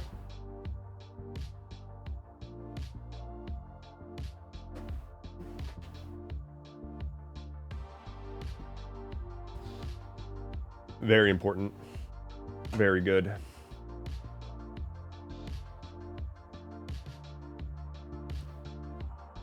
me catch up on chat here real quick, like. Flynn boy, the boy is awake. He's a little bit awake. Kit Kat over on TikTok says, hey, first time on your live, what's the doggo's name? His name is Flynn, and he is the single bestest boy ever. He was kind of awake. I mean, he's ostensibly awake, but he's kind of just zoning. He's in the in-between right now. Best boy, best stream. He's a very good dog. He's a very good boy. This is the content we subbed for. Yeah, but I mean, with all those subs, I got to give you more Flynn content. Otherwise, you're gonna get bored of me. No one's here for me. You're all here for Flynn. I love your love for this little boy. He's such a good boy. He needs to know that he is loved. Oh, to be a doggo receiving love. Get pets with a comfy bed and a blankie. Yeah, he's got it going pretty well. He's got a good setup here because like he's just chilling. I'm telling you that bed is legitimately comfortable to the point that I unironically was looking into like if that company makes larger versions of that, literally just like to have a thing to flop on the ground. Like if I ever feel like just having some floor time, I wouldn't mind having me one of those. It's genuinely comfortable. It's just like, you know, the same as all the other like, you know, mail order memory foam bed companies out there, they just cut it smaller and make it a dog bed instead. Legit comfo. I have for a long time wondered like if there was a good thing for me to pick up to just be able to just flop on the ground and have floor time in comfort and style and grace. I have not actually gone through with that though. I did for a while consider getting like a day bed out here, but that would be dangerous because then I would end up just falling asleep out here and that's not good. Nasty Creep says a nail polish YouTuber made streams of just one of her cats sleeping and some chill music. Ooh, I would set up like a Flynn overnight stream. That would be really cool, but he moves around a lot at night. He has like 3 locations that he will like rotate between throughout different parts of the night.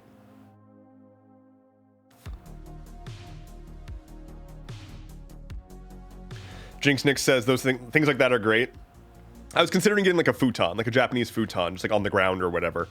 But it's like they're more expensive than you would expect for like a decent quality one. Otherwise, it's just like a big pillow, which also is rad. Cryptid Waifu Genesis says, what about a camping cot? Maybe, but I want soft specifically. Bubbles says, I was watching Parks and Rec, and I thought of you and Flynn when one of them explained that he wasn't lying on a couch. It was a very large dog bed. I love that show. Did he ever decide on a dice? We did. We got Dragon's Den. We did a whole bracket, a whole like voting bracket. Landed on Dragon's Den. Final Dash says about to see my new apartment in a bit. Hell yeah! Congrats on the new apartment. I have a strong memory of like of when I got my first apartment alone. Like after, okay, story time. When I graduated from university, from the university, I was originally planning to specifically like stay at my parents' house for like a little while and build up money to like start my life from a good footing. It took only a few weeks for me to be like, I need to get out of here. And that's not, I'm not hating on my parents, but being a grown-ass man and making an income, like receiving a paycheck and looking at that paycheck and being like, I could just not be staying at my parents' house anymore, actually makes you really want to not stay at your parents' house anymore, actually. So I graduated college, commuted from my parents' house for like a couple of months before I was like, I need my own space. And I went out and got a apartment that was like not even a 5-minute walk to my office, in like a pretty nice downtown area, right across the street from a light rail station. It was a really, really nice spot. It was very expensive, and it was probably more expensive than I should have been going for, but I could afford it. And goddamn, turns out living alone, rad as hell. Being able to come home and knowing that like I'm in my own space and that like I don't need to worry about roommates or people wondering what I'm up to or anyone just like walking in on me existing. I'm not trying to be gross. Of course, privacy is nice, but also just like sometimes I just want to know that I don't have to worry about suddenly having to share a room with somebody. It's not even like a haha caught you doing something weird thing. It's the mere threat of having my like peace interrupted makes it so I can't really enjoy my peace. And so having the ability to just like be alone at my home and know that I can just feel comfortable and feel quiet and be in my space, unbeatable. That said, that apartment had so much mechanical noise, and I said this earlier on the stream, I have so much like auditory fuckery going on. Like if I hear something, it's over. Especially when I'm sleeping. I cannot fall asleep if I can hear things, like unless I've got like white noise. Like I have to use a white noise machine at night. And if I can hear any kind of like repeating or like what's the term I'm looking for? A sound that happens at random intervals. If I hear any of that, I'm ruined, including my own breath. So if I can hear myself breathing, game over. I have to have white noise happening. But that apartment had some sort of like pump above it, like water pump, that would like get water hammering issues. And so if you're not familiar with what a water hammer is, it is a phenomenon in plumbing where water pressure builds up and stops and builds up like rapidly, and it causes the water in a pipe to just like punch against a valve or whatever and cause like damage. It's a hammer of water. It's a water hammer. So there was like water hammering happening at like a pump that was directly above my apartment. And so I would hear constantly a very faint and it ruined me. It was the death of me. I called the like mechanics so many times, and I would have them come into my apartment and I'd be like, just listen, do you hear that? And they'd be like, no. And I'm like, you don't hear that? How do you not hear that? And I would like yell at them and be freaking out. And then I don't know what happened, but they serviced an elevator one day, and I could, from that day on, I could hear whenever that elevator was moving. So I heard the water hammer. I heard the elevator also had its own like counterbalance thingy that I was hearing. And then the air conditioning unit. I bought the apartment later in the summer. Like the AC wasn't really on. The next year rolls around and the AC kicks on. And it turns out that the entire building's main AC unit was directly above my apartment. And so if I had, even with my windows closed, there was a constant loud at all times at any moment that air conditioning was having to be on in the building. So for like years, every summer, I would have constant, nonstop, loud grinding sound happening right outside my window. Bummer. Ended up moving. Took a few years. I kind of just dealt with it after a while, but it was still preferable. I still enjoyed having my own space. God, it was a very liberating moment to be able to like go out and get to my apartment. But my original thought was, I remember getting like the keys to my apartment, like when I first got it, and there was nothing in there. It was like the end of a normal work day.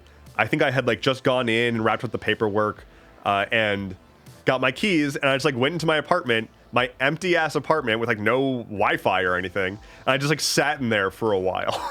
I just like sat there and just enjoyed the fact that I was in my own apartment. And then like the next day or a couple days later, I got internet installed. I still hadn't like moved in and like had all of my stuff, but I got internet installed. And so I had my laptop with me, and I went to my new apartment with nothing in it. And I sat on the floor and I used the internet on my laptop in my apartment. Just because I was like, this is mine. I can do this. I'm allowed to do this now. Crypto Waifu Genesis says, which would you prefer, mechanical noises or ghosts? Probably ghosts. I think ghosts. Purely because at least they can like be there for you, you know? Like when no one else is, the ghosts will be there for you. If you're having a rough day, a ghost might like show up and be like, haunt. This is what a ghost does. This is, if you ever wondered what a ghost does, this is haunting. And so like if you see a ghost doing that, it's gonna improve your day.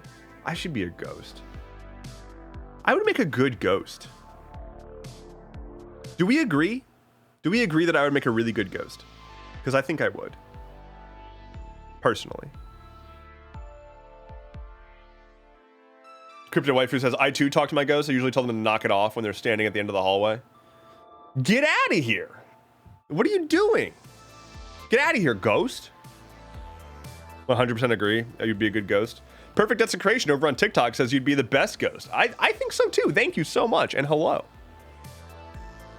Dazzle and Derps on TikTok asks, where did you go after New York? I went home. I went home. I don't know what that was. I went home after New York, and I had a lot of good food there. You're not spooky. I'm not leaving. Get out of the doorway. Imagine being a ghost. Imagine being a ghost and you're like, all right, I'm gonna spook so good. I'm gonna scare the homeowner this time. I got this. And then like the homeowner like gets up in the middle of the night to go use the restroom, and you're like, this is it, this is my time. And you stand in the hallway like this, doing the ghost thing. And the homeowner's just like, get out of here. Nah, I'm just trying to take a piss. And you're like, no, I waited for this moment for so long. I just wanted to be a fancy ghost. And now I can't. I'd love to get my news via Ghost Dev. I considered doing the just like bedsheet over me ghost outfit for Halloween.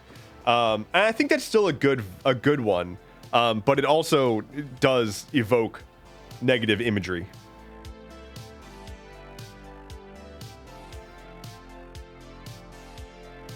I've had exactly one ghostly experience. I don't tend to engage directly with ghosts. But when I was a kid, and this was probably mostly collective hysteria, but when I was a kid, there was one Halloween where some friends and I were just doing the thing where it's like we're teenagers, we're too cool for trick-or-treating, but we're still gonna do Halloween things. So like we're gonna go do like spooky stuff. And we went to a forest somewhere, and we were like at the top of a hill that went down into the like a start of a tree line. And we all like swore that we saw a ghost down there at the foot of the hill, right in front of the forest. Now, I'm fairly certain we were all just collectively spooking each other and like kind of making it up, but I feel like I saw something. I don't really think about ghosts much, but I feel like I saw something. Doesn't matter what it was. I saw something and I got spooked. We all went back to my house and hopped on the old computer and opened up a Word document. And I believed we were going to just like, we wanted to write a letter to someone being like, we saw a ghost and we have proof because we all saw it. And I distinctly remember that the title of the letter was, "This is Real."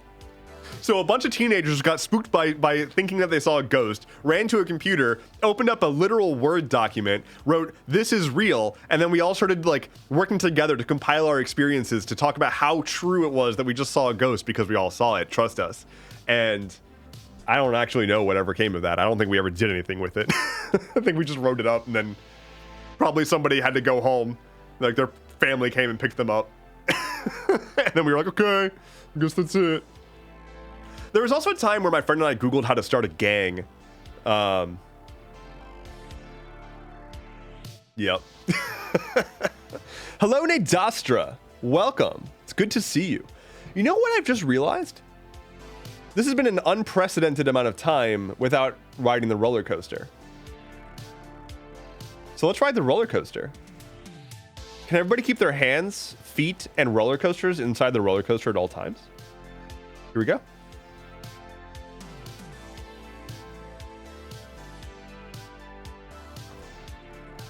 And Flynn moved.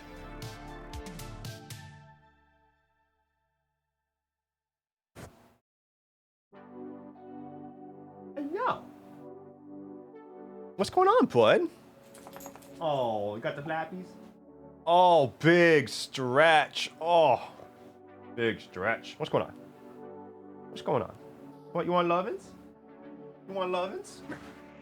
Oh. Oh. Oh.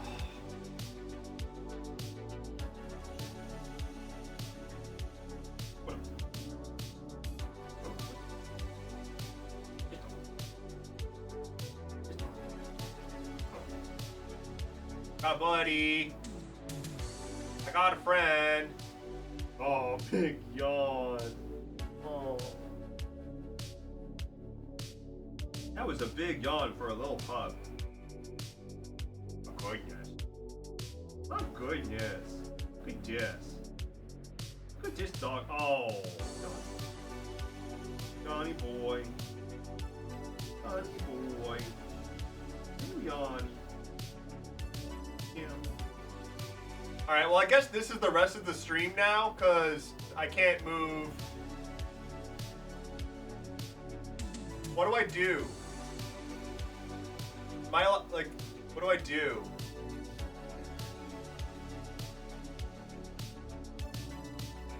I'm kind of just like stuck here. This is like a 127 hour situation. 128 hours? How many hours was that guy stuck? I need to know. So I know at what point to start cutting my arm off.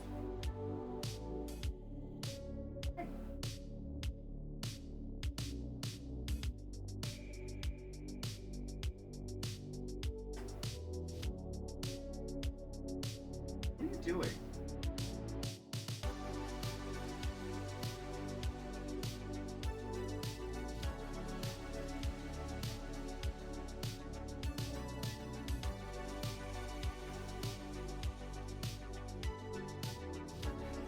Okay.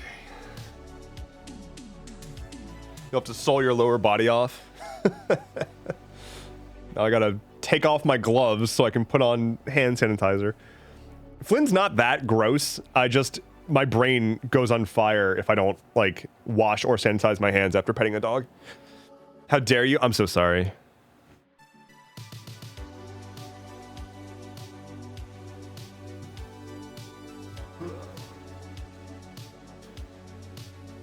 We're good. Stay put. You can't. You're stuck. Oh, you did Flynn so wrong. Oh no. Should I go back? I'm sorry. I didn't know. But look at him. He's just kind of chilling. I can't believe my dog is jealous that she saw a dog she doesn't know getting pets and demanded attention. Seriously? That's amazing. Go give him kisses right now. Sorry, Flynn. I'm sorry. I didn't mean to. I didn't mean to. I'm sorry. Dude, look, now he's just like, what's happening? Like, why is this happening?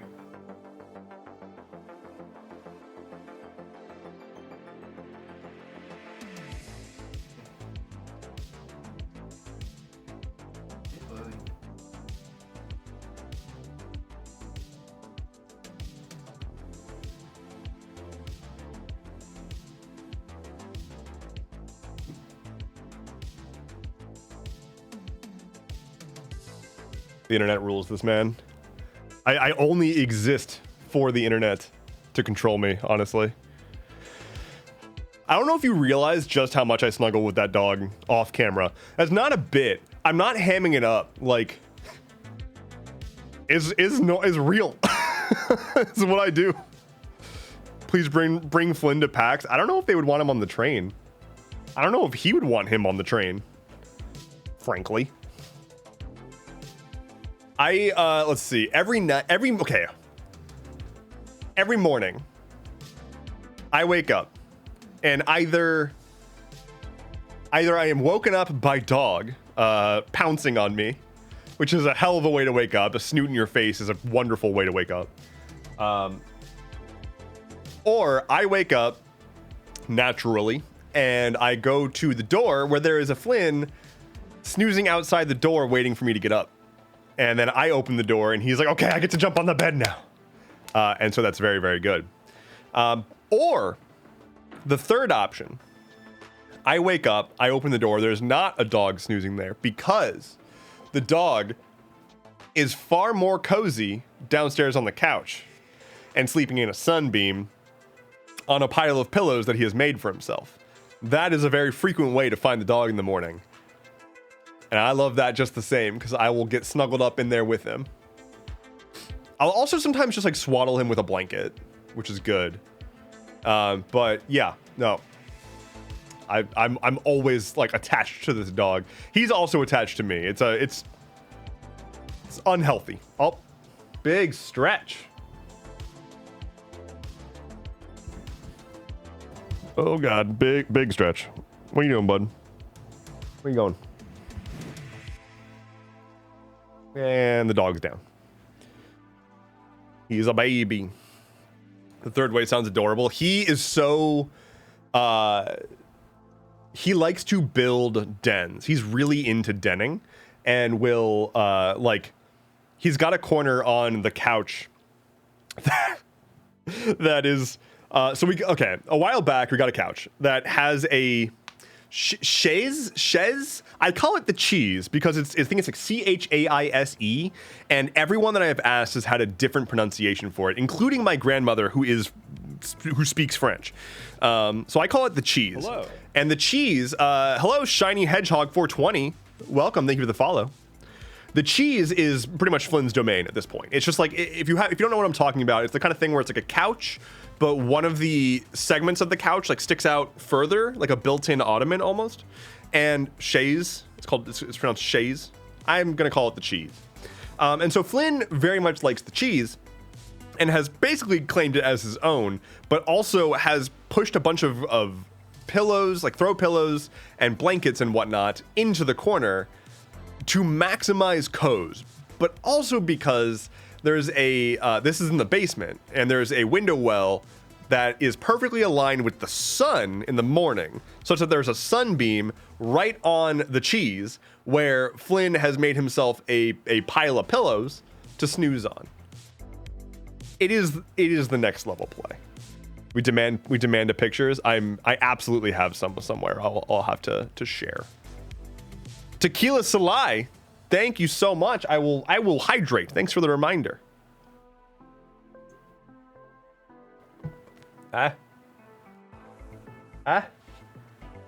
Smart boy. He's so smart. Oh my god. He's actually obnoxiously smart. It's annoying how smart this dog is, because he is a Australian cattle dog and lab mix, and Aussies are ridiculously smart animals, and this dog is annoyingly smart. He sees right through everything. Nasty Creep says, how do you pronounce lounge? I pronounce it lounge. Lounge. I would look up the pictures. Let me see if I can pull up the pictures. See if I can find a picture of the boy in a sunbeam, because that would be good.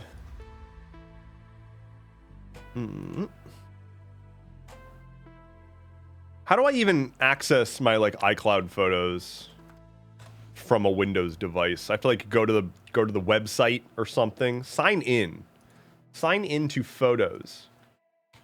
I'm very glad that I'm not doing this on stream, because I don't need you all to see my personal information. Allow. Okay, type in the code. Okay. Trust this browser? I can trust a browser. We trust browsers here. No, we don't. Don't ever trust browsers. Getting access. Your device is giving iCloud.com temporary access. Okay, cool. Cool.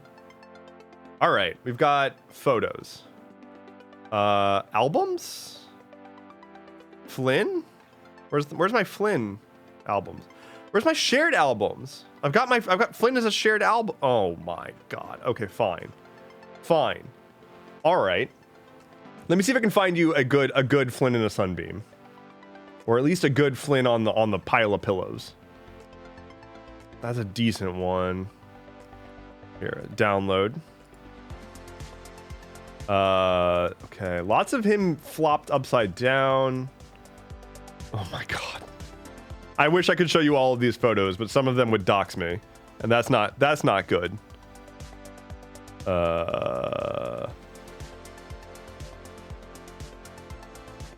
Here, this is a good one. Okay, I've got a couple that I can share. Add image, okay, browse, downloads, that. Okay, here's the first one. I'll get it up on TikTok momentarily. Add image. This is the first one. So this is Flynn on the couch, on top of a pillow and the blankie and whatnot, which is very, very, very good. Correct? I think we can all agree. However,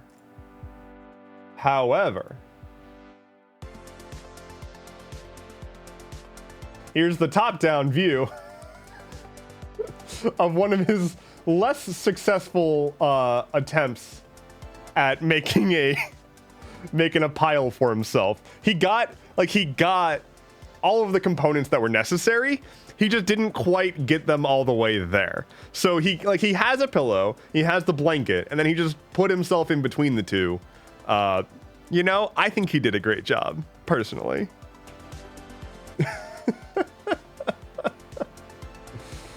he loves that blanket. He's a comfy baby. Yes, he is. Yes, he is. I too am a comfy baby. I think it's important to acknowledge that. It's a mood, honestly. Having a pillow and a blanket as well, sort of flanking you. We all have our days. It's the kind of thing where it's like, this dog does such a good job of simply existing. And I just think that's worth celebrating. I think we should celebrate how good Flynn does at existing. Over on TikTok, Ashler says, can you please say bean?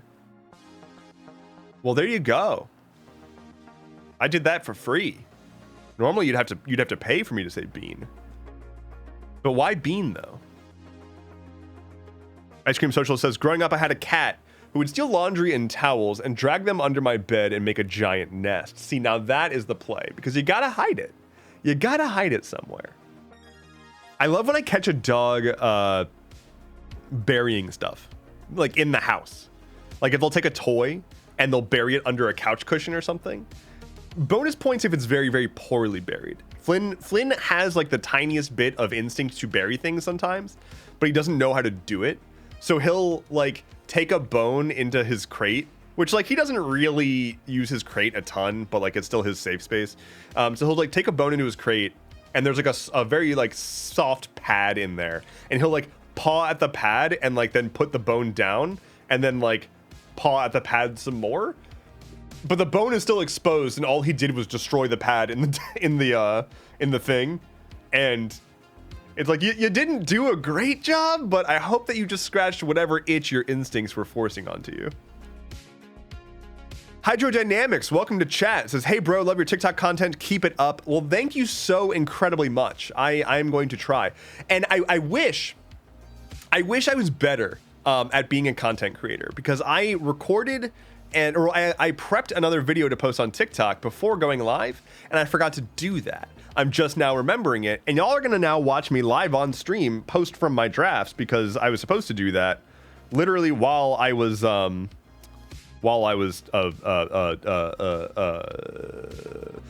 to do that before going live. That's what I was trying to say. So I'm gonna go post a thing on TikTok. Y'all get to see the magic happen. You get to see the magic. The magic is in progress. The magic is happening. I'm hitting next on the magic. I'm adding the magic to the proper playlist. Okay, done. And now I'm posting, and that's the magic. That's the magic, y'all. Oh hey, I hit post and it pulled up Diana on my page. Who is showing off her surgery scar from getting fixed. Yeah, Diana, the number of people who probably saw your most recent TikTok and thought that you were pregnant is astronomical. So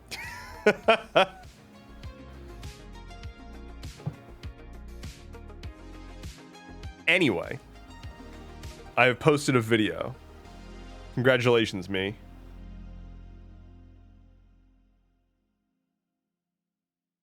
The surgery scar? Yeah. I also got my tubes tied. So. Dinah says, which is wild because my video about how I got sterilized had like 1 million plus views on its own back in May. People do not remember things, and also very rarely does TikTok actually serve the same people your content over the course of like several months. It's pretty wild. Like I will see core community members in my comments frequently. Whenever all y'all, like the people who are here, whenever you comment, I love seeing you in my comments. Like it's a reminder of like, okay, these people are here. They're like, this is my community, and that's wonderful. And then obviously, like, for videos of mine that go like far beyond, a lot of the comments will be from people who have probably never seen me before. And it's really strange because like you get a community on TikTok, and they'll just miss, like random people will just drop out of, or you will drop out of their sphere for like months. They'll like get a ton of your content and then stop getting your content. And there's just nothing I can do about it. And so yeah, that happens where you'll have like a video go super viral and then you maybe do a follow-up and people are like, I don't know what this is. Like that just doesn't, that concept just doesn't really exist on TikTok. And you can try to persuade it to happen. Like if you reply to a comment on a video with a video, the algorithm is more likely to show somebody that. But like, it's just a very bizarre space to be navigating of like, all of my content has to be considered disjoint. Like everything that I post has to be considered isolated just by nature of how the algorithm works. And the number of times that like I get served content where people aren't really adhering to that concept and they're like assuming that I have any context of who they are, like happens all the time to me. I'll just get somebody like, so I was talking about blah. I'm like, I have no idea who you are and I have no context for this situation. So I'm scrolling. Sorry. Chamomile over on TikTok. Yo, what's up? What's up? How is it going?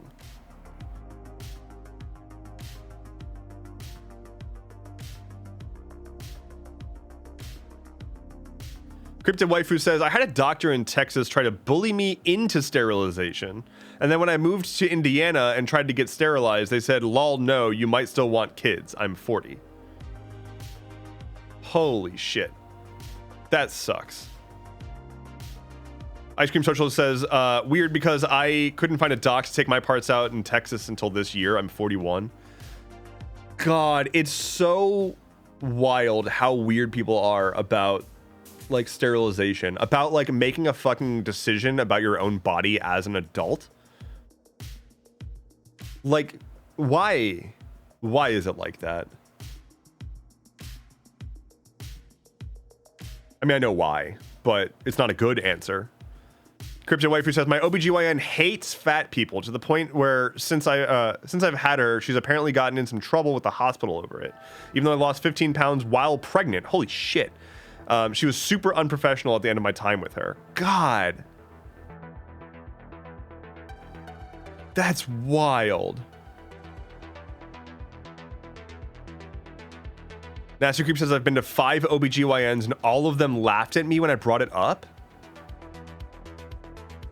Jinxnix says it honestly depends on your race and as well as age and ability to disability scale.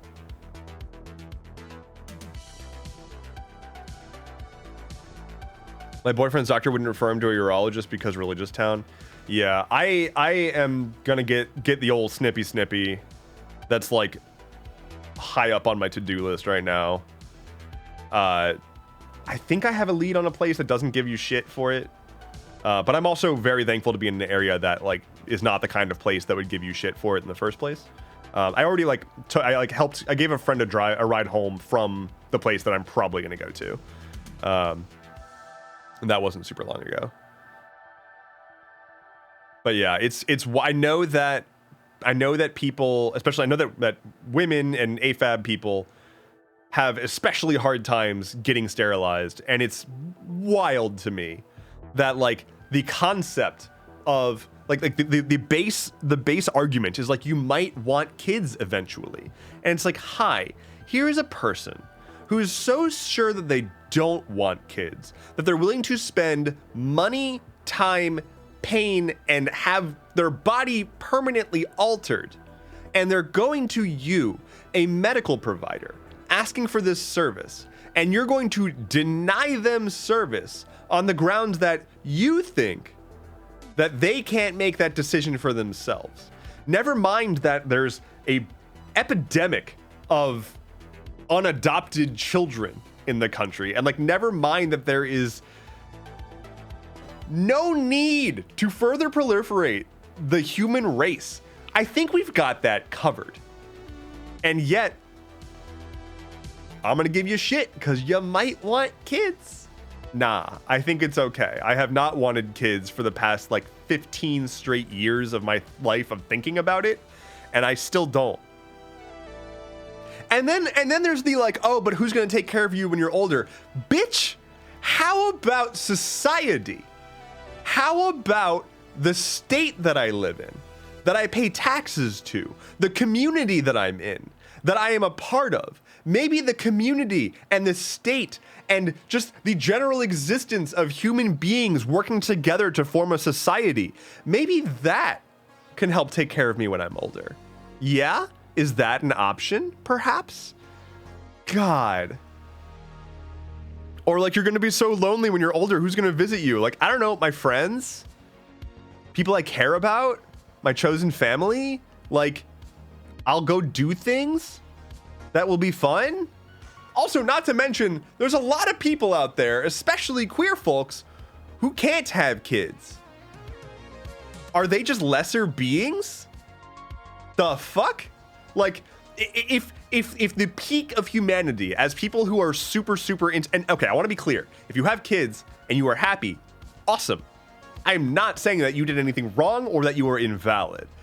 I'm saying that the notion that the only way to experience peak humanity is to have children is like deeply insulting to people who cannot bear children. Like, what the fuck? And to imply that like just by virtue of not having kids, you will never experience what it truly means to love.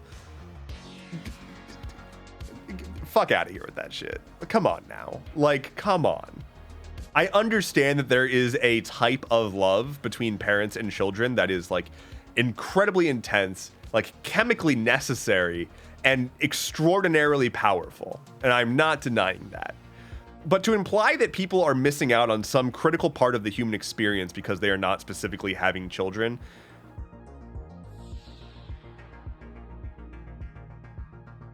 Why do you have such a narrow-minded view of the human experience then?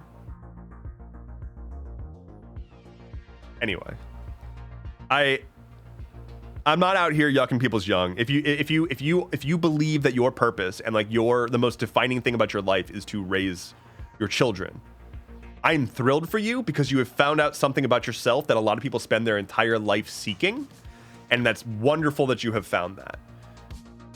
That is not the thing that I have sought out for myself, and I think for a lot of people, that the notion that that is the most righteous thing for them to do does more harm than good.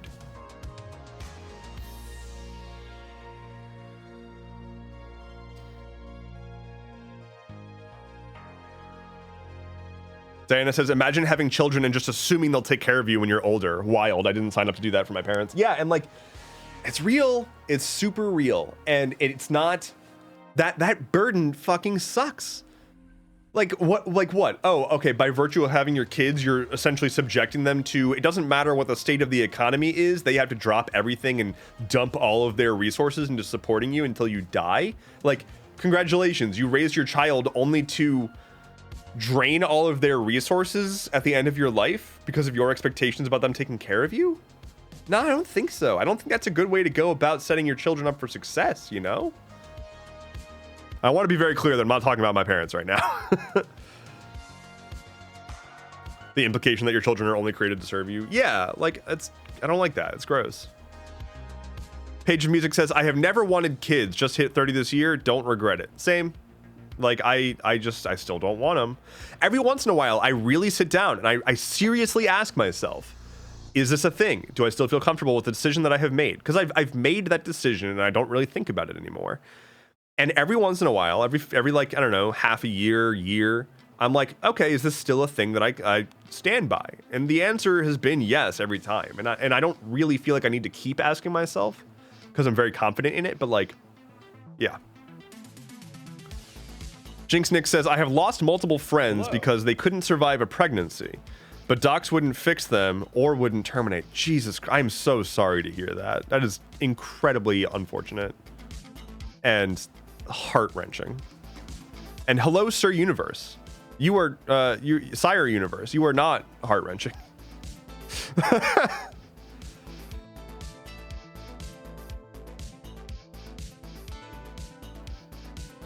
Inky says, bro, for real, like as a parent, why not set things up so your kids are taken care of, not rely on them to do that for you? I mean, like here's the problem is that like multi-generational family households were more of a thing in like white subcultures of America and still remain more of a thing in non-white subcultures in America, normally out of necessity, just like wealth disparity.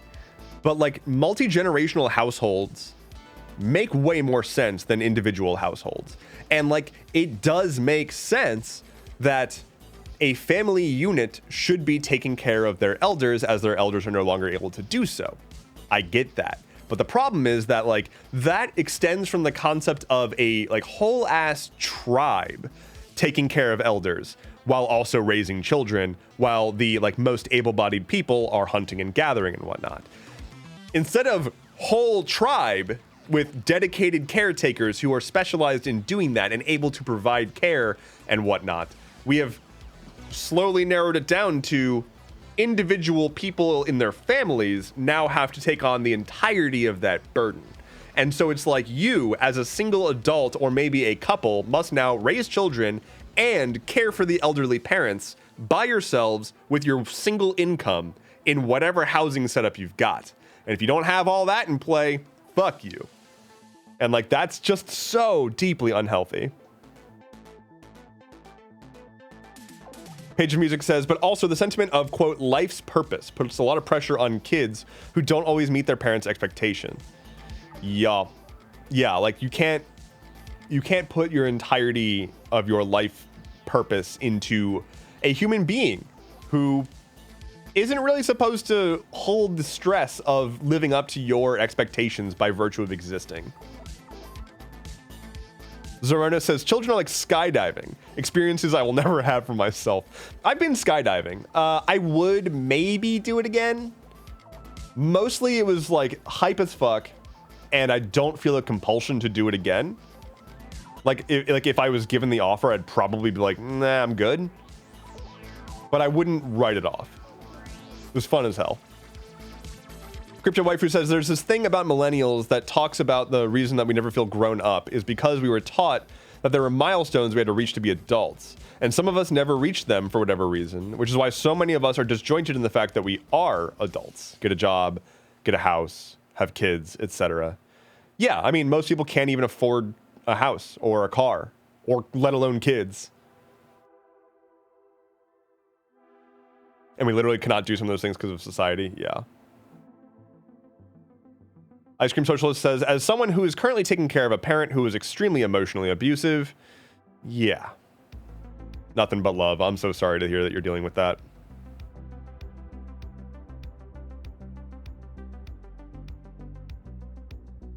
Bubble says, my mom wants grandkids, but I already have her a grand fur baby, so I don't know what she wants. That is the other thing. The pressure to have kids as if you owe someone a human life. As if you owe your parents grandkids. You straight up do not. Like, in no way is that a good reason to have kids. Imagine creating life because someone else pressured you to do so. And most people don't need to imagine. A lot of people do that before realizing that that's not what they wanted from their life. But now you have a child, and it's a little bit of a sticky situation you got yourself in.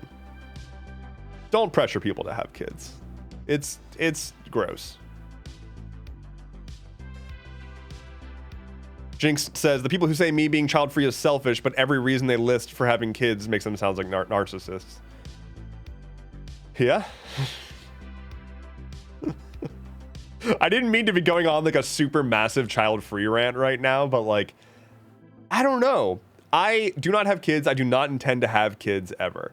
I am barely scraping by, like, mentally, and I have no time in the world to do all the things that I want to do. And on the list of things that I want to do, raise a child is so incredibly low. It's like non-existent. It's just not on the list. So I already can't do the things I want to do. I'm not about to do a thing that saps the next 18 years of all of my free time and adds a ton of stress and expenses such that I can no longer use what money I do have to invest in the things that I want to accomplish in my life. And if it's selfish to say that I want to be able to enjoy my life and be comfortable and engage in things that I want to do, then like, okay, I'll be selfish because that's what I want to do with my life.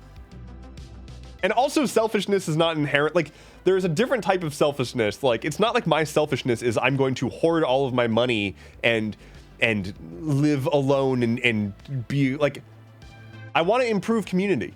I want to make people happy. I want to like add smiles to the world. I want to build fun things. I want to tell good stories. I don't consider these things selfish. Like if I had a kid, I wouldn't be able to do any of this. Anyway, I'm still going off.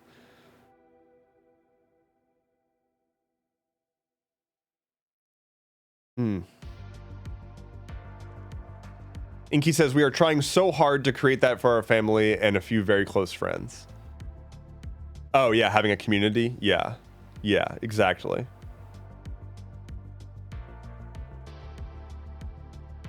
Minimum wage is PR Puerto Rico? Puerto Rico? Is still $8.50 while rent is $1,200 a month. I can't think about taking care of another person when I can't take care of myself yet. It's just not financially possible for a lot of people. And like, that's horrifying, right? Like that's really, really scary and like should be fixed.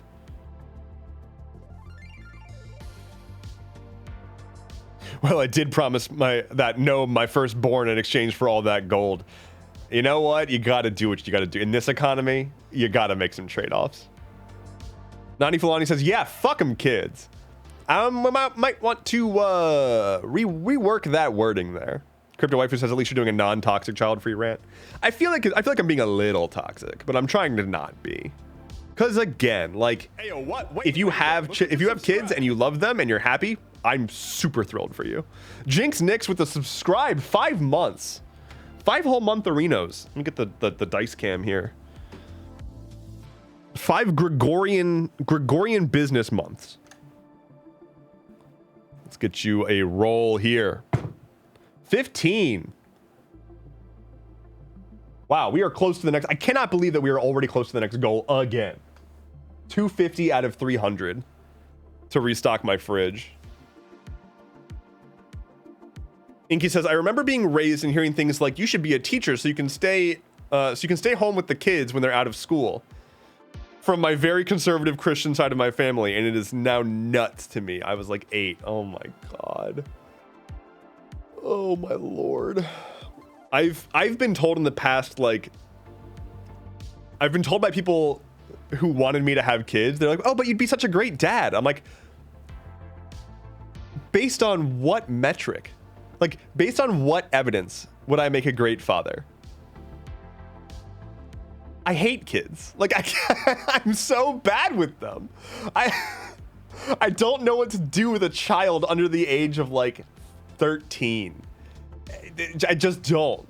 They're sticky and they're loud and they give me headaches and anxiety. And so I just avoid whenever possible. Rephrase that.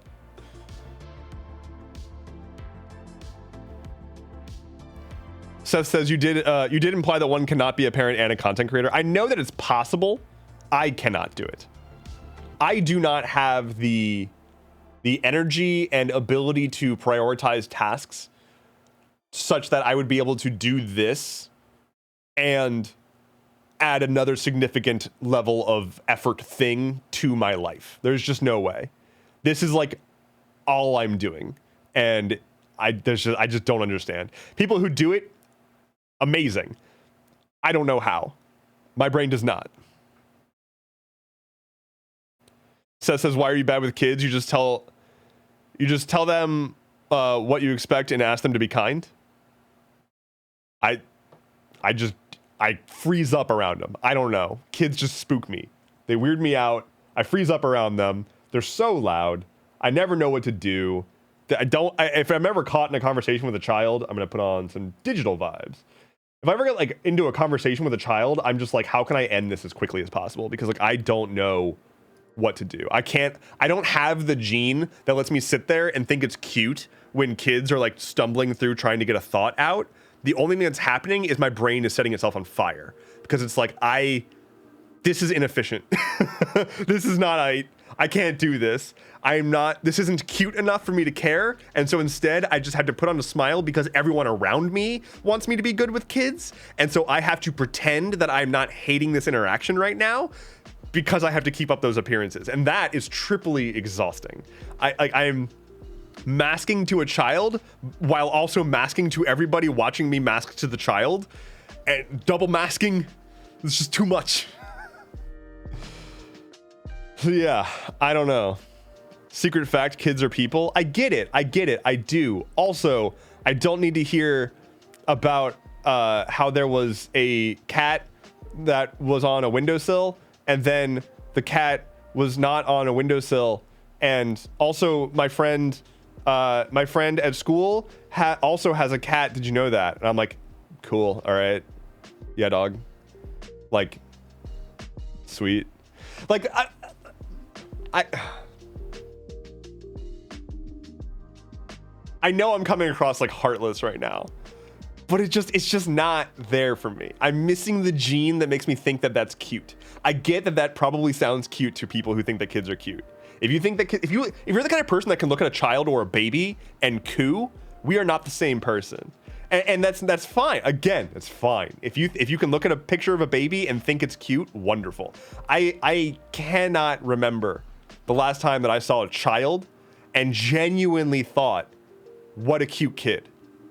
I lie every single time that someone shows me a baby picture. I'm like, huh, yeah, wow, what a cutie. Look at those. I try to, my new strategy is I try to identify something within the picture that I can compliment that doesn't sound like I'm saying that your baby doesn't matter to me. I'll be like, huh, wow, really rocking that shirt. And it's just like, I don't care. I don't care. The most I can do is, wow, he looks like you. And even that's like, I can like, okay, I can kind of see that you've got like similar eyes or something. But I just don't. I see a picture of a child and I'm just like, okay. Yeah.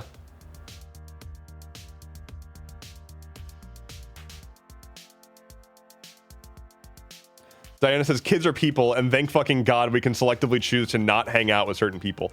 Yeah, like, I wouldn't hang out with a friend who every once in a while, during dinner at the dinner table, or during dinner at a restaurant, just starts to scream and throw shit. You know, I'd probably not go to dinner with that friend anymore. I probably wouldn't go out in public with them very much. Inky says, I was handed a baby at a family function and my stepbrother goes, makes you want another one, huh? And I said, nope, with such force as that he and his wife both busted out laughing.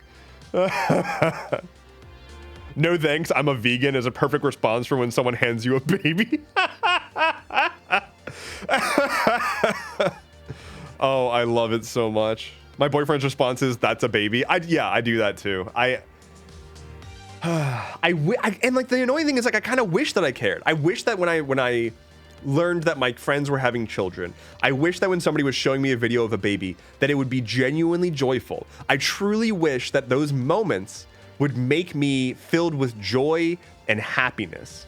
Why wouldn't you want that? Why would you want anything less than for moments that seem joyous to truly bring you joy? I genuinely wish that was the case. But in those situations, the only thing I feel is nothing, and then like guilt that I feel nothing. And then I think, okay, I have to cover this up. How do I make it appear as if I care? Because the programming in my head is telling me this is a person who cares about me and cares about this child and wants me to care about this child. How can I show them, how can I make them think that without actually encouraging them to do this more often?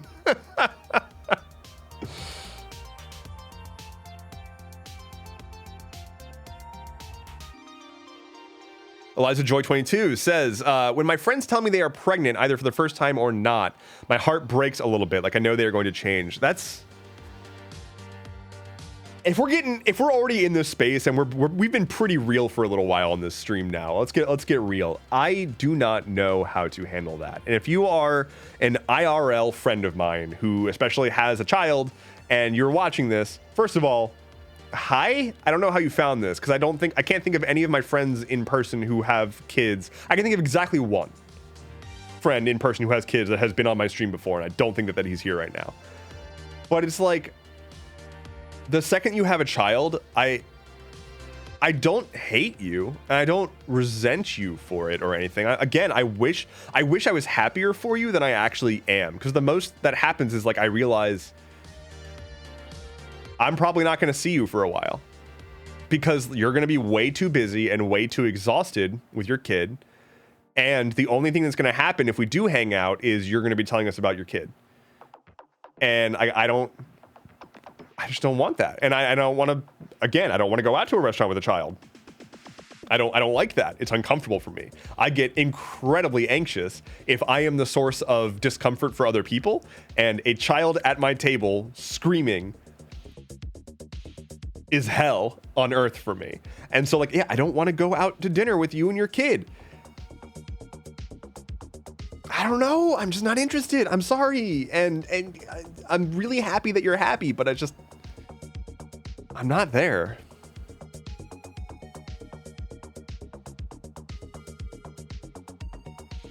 Our main friend group is pretty understanding of some people's limit with kids. They don't expect everyone to love their kids. I think it's really important. I think it's really important to understand if you are having kids that you can't, it's what we talked about earlier, right? Like you can't be among the people who are just like, you must have kids. You need to go have kids, blah, blah, blah, blah. Or like, how could you not like kids? Like all you're going to do is like ostracize your friends and make them sound like others and make them sound like bad friends when like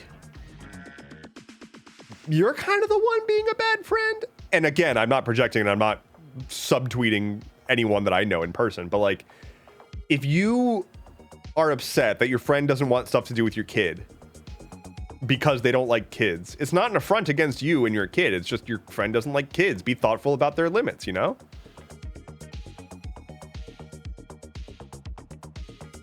This is a judgment-free zone. Yeah, always, of course. Seth says, I mean, it sounds like a lot of parents who haven't socialized their kids' restaurant expectations. That, in my experience, that's most kids. I actually talked with a restaurant owner once. So I'm friends with a local brew pub. It's a lesbian couple that owns a local brew pub, and I was talking to them once, and they don't have kids. They don't want kids. And one of them, when they were opening up a new space, and one of them was telling me about some of the decision making that they were having for that new space. They were acknowledging that their original space was much more of a like young professionals vibe, is sort of what the main clientele was around their old space, and the new space that they were moving to was much more of a like suburban family vibe. And so they had to start thinking about like what the hell to do about kids and strollers and whatnot. And so they were like trying to make design decisions about the restaurant that essentially just quietly discouraged bringing your kids to the restaurant, like not having a good place to put a stroller. Like, oh, dang, I can't find a good place for my stroller. Just like essentially hostile architecture, but for please don't bring your kids here, which I think is fair. It's a brew pub. It's a bar. Don't bring your kids to a brewery. Like, yes, it's also a restaurant, but like, if it has a bar, kids probably don't belong there. Especially breweries. Like, I go to a lot of breweries, and the number of people who I've been to breweries where people are having children's birthday parties there.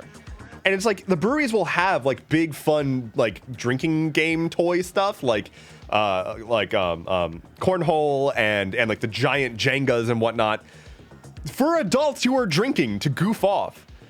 But instead people will bring their children to breweries because they're all millennials have kids now, and millennials love craft beer and go to breweries, and they're like, well, let's just bring the kids. They're too young. They don't give a shit. They don't think about it.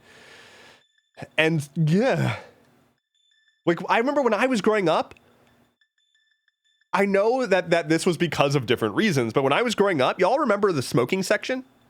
Remember when you went to a restaurant and they would say smoking or non-smoking? I kind of want that back, but for just like family or non-family, you know? Like, what if you went to a restaurant and they're like, do you want to sit with, like, where kids can be, or do you want to enjoy tonight? Like, I'm paying money to go out to a restaurant, eat some nice food, and have a good drink, not to have a child screaming in my ear. Oh no, millennials are killing brew pubs now. Like, millennials are now of the age where popular things that were popularized because of millennials, or things that like became more popular as millennials became the dominant like economic force in the country, are now being ruined because millennials are not giving a shit anymore. Like, millennials are too goddamn tired because they have got kids and debt. And so like they don't care anymore. And all those spaces are decaying because of it. Diana says, I haven't seen a child in like 3 weeks. My town is such a huge live your life, drink your beer, and do whatever you want because life is short sort of vibe. No one here has kids, or if they do, it's on a very specific side of town.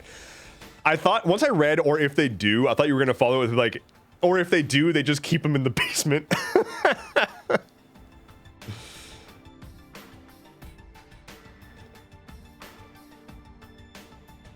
Waifu says, remember when you went to the nightclub and you could smoke on the dance floor? I never smoked, and I also don't tend to go clubbing, so I don't remember that. I went clubbing earlier in college and very quickly realized, like, this kind of sucks. If I was a cute girl, I would probably be having a lot more fun. But as like a not very attractive college dude, especially at the time, I mostly just drank expensive drinks and that's it. Diana says, everyone I know still vapes on the dance floor. They don't hide it much. Vape on the dance floor definitely sounds like the name of a band, but like not a very good one. Ripping who the hell is out there ripping down some thick ass cumulonimbus on the dance floor? Like, how are you not out of breath already? What the fuck? I went to a party once. So, story time. I went to, in 2014, the International 4 for Dota 2. So I've talked in the past about how Dota 2 and Dota in general used to be like my game, right? And I went to the International, which is their like premier like world championship, like $20 million prize pool level championship shit. And I wasn't a player in TI4. I was attending, and that year they actually had VIP tickets, and those went on sale. It wasn't anything special. It was literally just more expensive, and you got more stuff, and they sold out like immediately. But a few of my friends and I got those tickets. So we had like the VIP tickets, which included like floor seats, access to like the back room area where all the players were hanging out during like the seed rounds and whatnot. So I got to like meet everybody.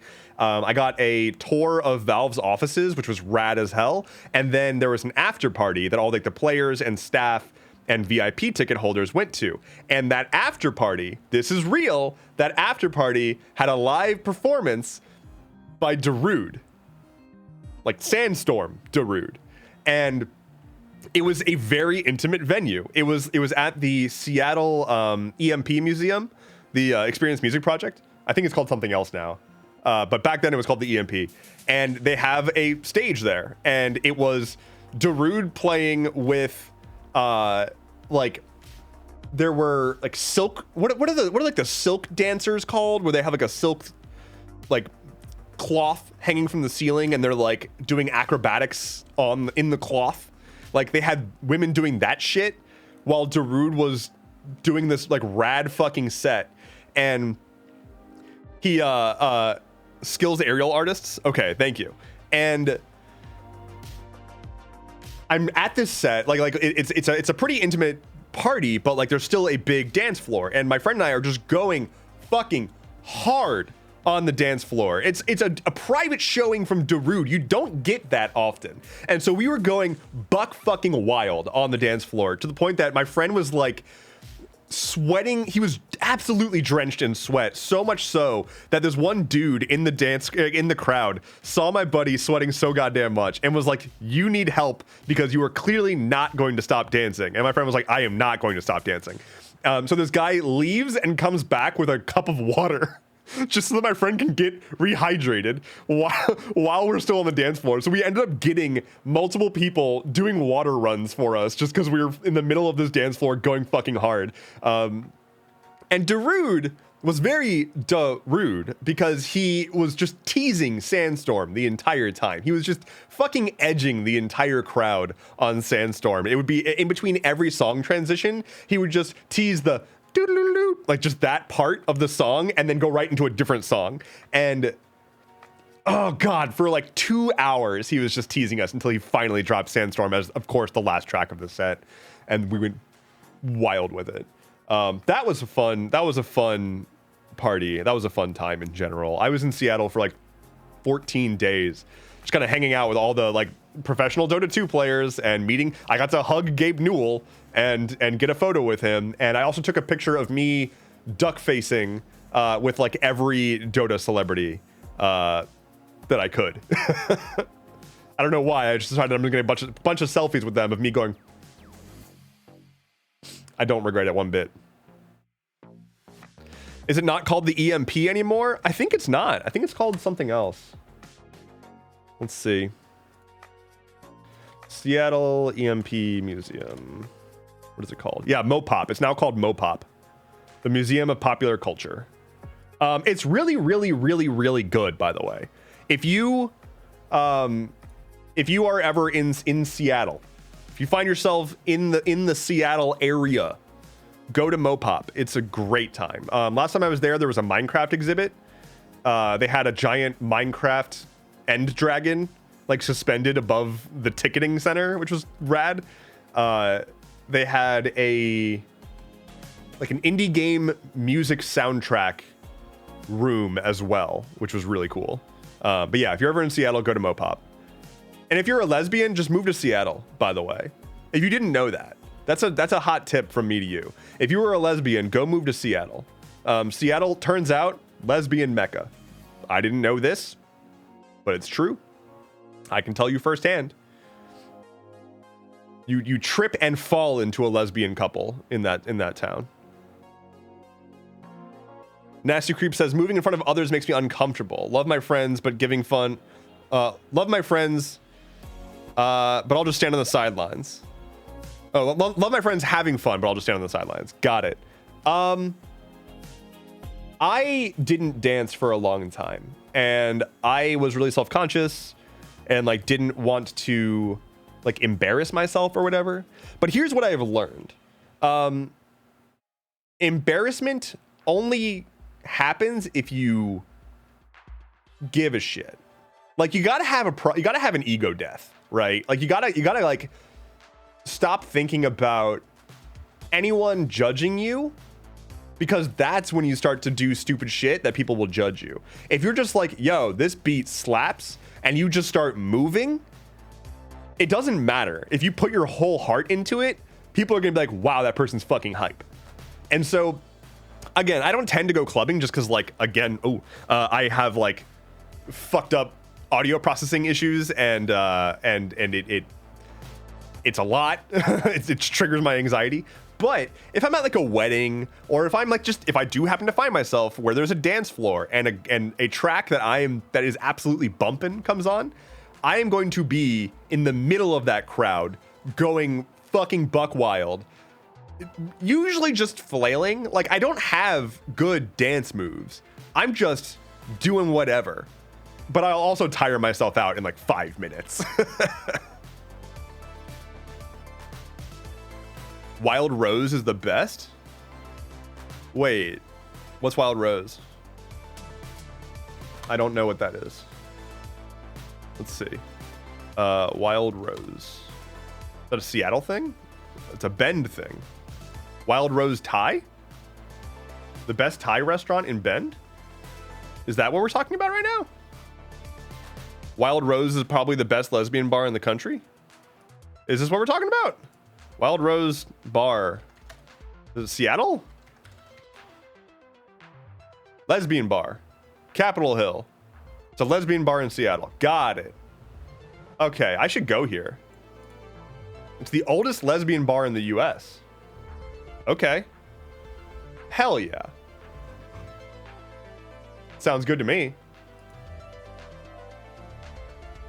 Crypto Waifu says, all I heard was don't move to Seattle, you'll leave your husband.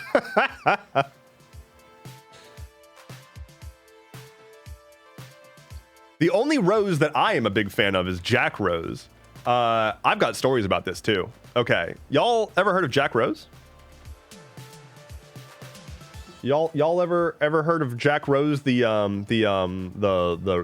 place, the restaurant? So Jack Rose is a I don't even know what the fuck to call it. It is a bar. It is a restaurant in Washington, D.C. that I don't know where this lands now post-COVID, but pre-COVID at least, they were the largest for sale privately owned whiskey collection in the United States. I believe that is true. And saloon, yeah. So this place is the fucking, like, this is the ultimate. If you're into spirits at all, specifically whiskey, this place is imagine the vibes of a library of whiskey. And the main dining room quite literally has like library shelf style shelving with the like ladders, like the rolling ladders. And like when you sit down and you order whatever whiskey you want, they will roll the ladders over and go get it and all that good stuff. They have like a whiskey, whatever the whiskey version of sommelier can like help you pick it out. The book of whiskeys is like so thick, but that's just the main dining room.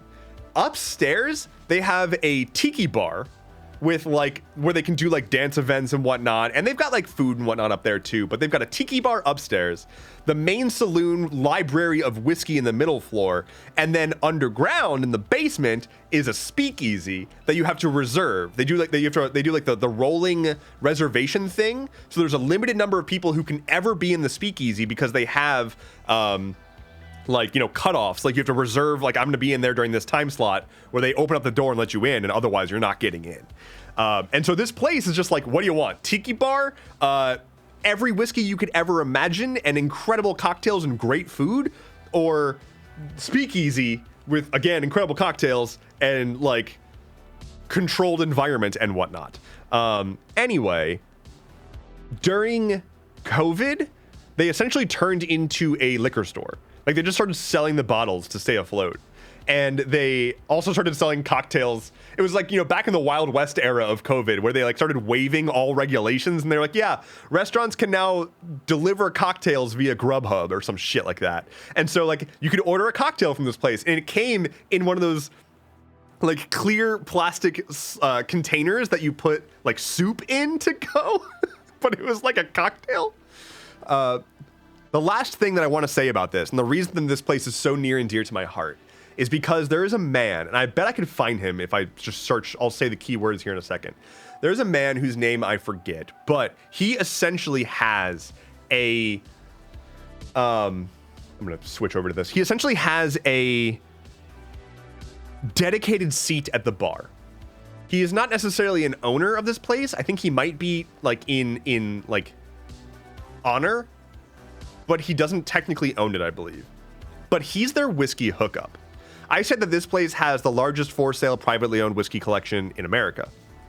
Well, this man who sits at the bar has the largest privately owned not for sale whiskey collection in America. And this man will sit at the bar and just vibe. And he is their connection. He is how they get all of their whiskeys. Like he knows everyone in the whiskey industry basically, and just like gets rare shit. And his house is just somewhere in DC filled to the brim with like millions of dollars worth of whiskey. He is incredibly nice. He looks like Santa Claus, and he is always there. And if he's not there, his seat is empty and you are not sitting in it. Let me see if I just search like Jack Rose Whiskey Santa.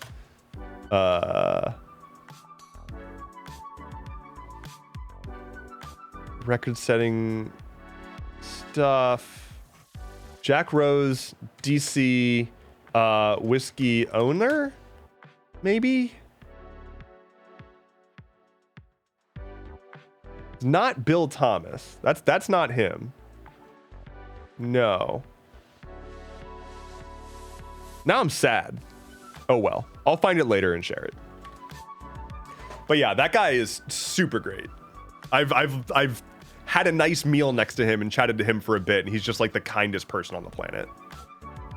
Endeavorance with gloves. Never seen that. Hello, random dude 1785. Gloves. It's cold out here today, so it's annoying. When I lost a bunch of weight a couple years ago, I also lost the ability to retain heat. Turns out if you're cold all the time, you gotta go plump up, so you won't be cold all the time. My hands are just frigid constantly now, and it's really annoying. I will frequently go inside and just run hot water and run my hands under like scalding hot water to warm up, and I can feel my blood warming up from my hands and like warming the rest of my body. It's probably medically alarming. Katie Cram 7 says, I am hefty and consistently cold. This math ain't mathing. Okay, well, you know what? I am not a doctor, so sorry. I don't know what to tell you. Gale Force Win says I'm assuming ND is neurodivergent. Says your ND, yeah, circulation problems are common. If so, I have Raynaud's and it's a syndrome. Interesting. Maybe I should look into that. But yes, I diverge neurologically, so to speak.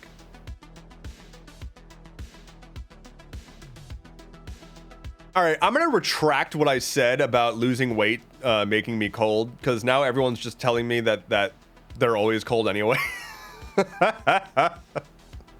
I'm not a doctor. Flynn is, but I'm not. Hey Flynn, how do I not be cold?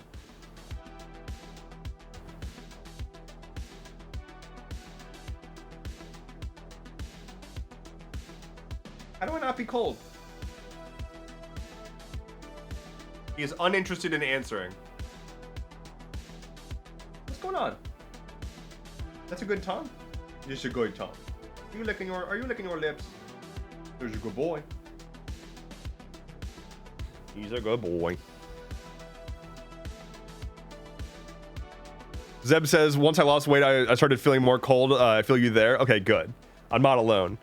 I mean, I also shaved my head, and so I lose a lot of heat through there as well. Sylvie says, I'm a frigid bean. The temperature drops below 70 and I need to bundle. Summon the flame atronach. You'll never be cold. Oh, I would love to be able to summon a flame atronach. We'll say. You need to create some sort of Flynn magic 8-ball. Oh, that's a good idea. I do have plans to add some new stuff to chat vis-a-vis like commands and whatnot. Think more like fun stuff that y'all can do, like rolling your own dice and like asking for readings and whatnot, more automatedly. Diana says, in exchange for aerodynamicity though. Aerodynamism? Aerodynamism? Yeah, okay, shaving your head, lots of benefits. I never have to worry about bedhead. I didn't realize how big of a deal that one is, y'all. Like, y'all, I don't have to worry about bedhead. I didn't expect the quality of life improvement from that alone. I don't have to worry about shampoo. I did start getting like specifically head and face scrub though, like for like scalp. I don't have to pay for haircuts. I just have a head buzzer that I just use every once in a while. I'm a lot cooler in the summer, which is lovely, but I'm also a lot colder in the winter. And then what else? I mean, I look great. Like, I look fucking excellent with a shaved head. Look at this. Look at that. My goodness. The sheen. The shine. Oh my gosh. Seriously though, I look fucking stellar. And then like, I don't know, I like it. I'm digging it.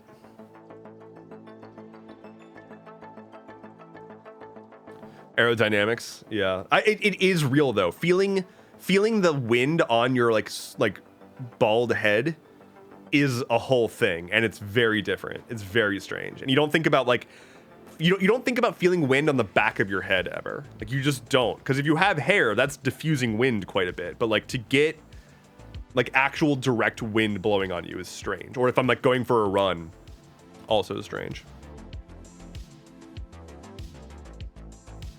My dude has the shape for a shaved head. Yeah, I had a friend, and I don't think that he really meant to be mean here. I think he was just trying to crack a joke and it didn't land. But I had a friend right after I had shaved my head. I posted a photo of myself, just like my friend's group chat. And I was like, hey, I look amazing. And he tried to like immediately make fun of me for being bald. And I was like, no, I look fucking good here. Like he tried to like imply that like I didn't pull it off or something. I don't remember, but I was like, nah, actually, I'm so much more confident now.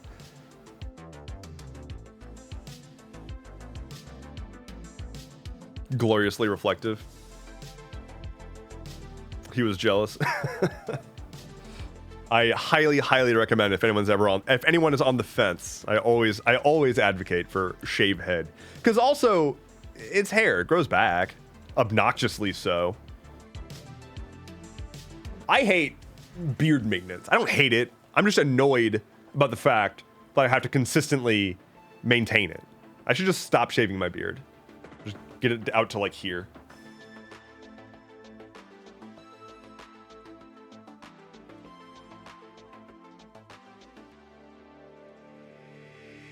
Kind of miss my shaved head, but I also like having hair to dye. If I did have hair, I would dye it. I guess I can dye my beard, but the problem is that like my beard already looks fucking great. I know I sound really vain right now. It's an act. The confidence about my head is real. I definitely had a huge confidence boost after I started shaving my head. But I am not a particularly vain person, I think. Please grow the beard if you're on the rocks. I should. I had a period of time where I was like, I'm gonna stop shaving and just see what happens. And then like a few weeks in, I was like, I hate this.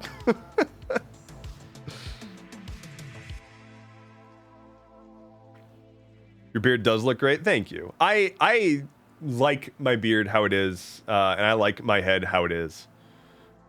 I'm just annoyed at the amount of beard shavings that I have to clean up on a regular basis, because it's obnoxious. It gets in all sorts of crevices.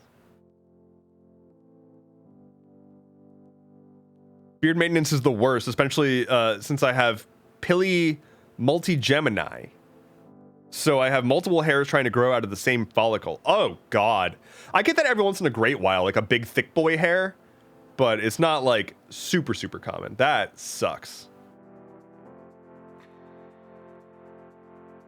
Christine on TikTok says, I went on a date and had a nice time, but stuff still happened. I'm glad that you went on a date and had a nice time.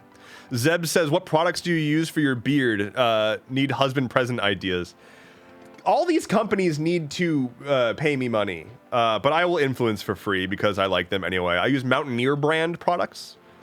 Mountaineer brand is the name of their company. I got their like total head care package, as well as I've been getting their beard oil for a long time, and so I decided to like try their head care package as well. And I'm digging it.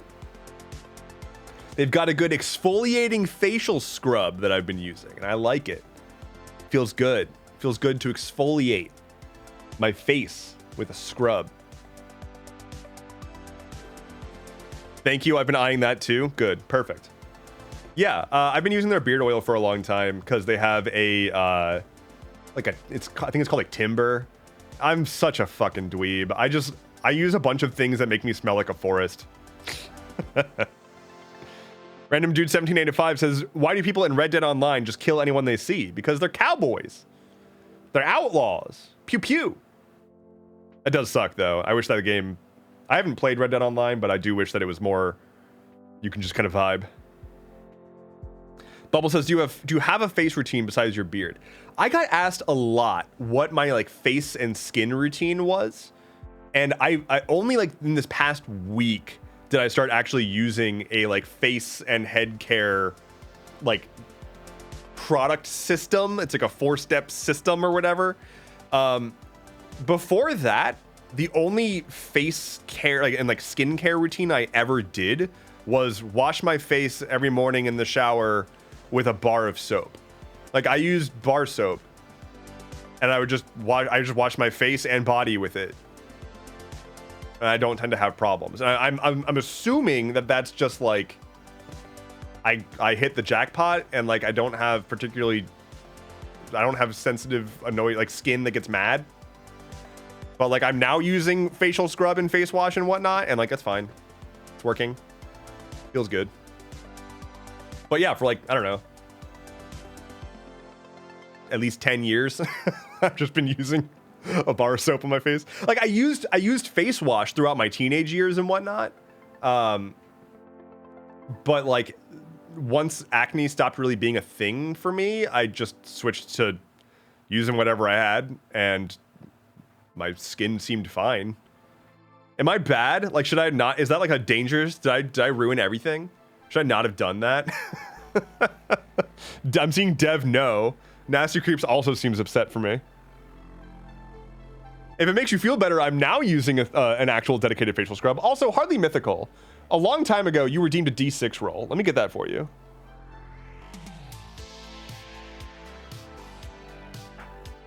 But that's a 1. So you waited all this time for a 1, but it's still +2. It's a 3. If it works, it works. I agree. I just never knew how to answer the question. People would be like, what do you do for your skincare routine? I'm like, I use a bar of soap. I don't know. I just use soap.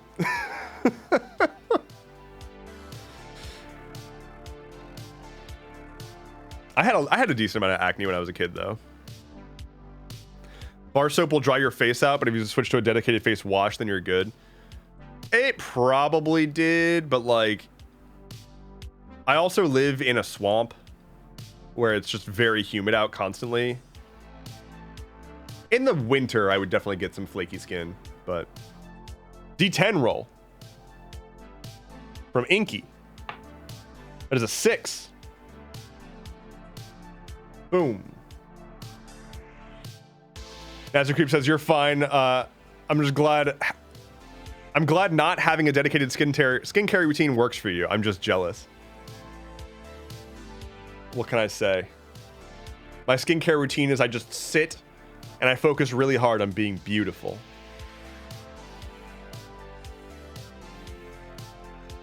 What am I, Diana? Jesus Christ. Diana, you've got me doing this now.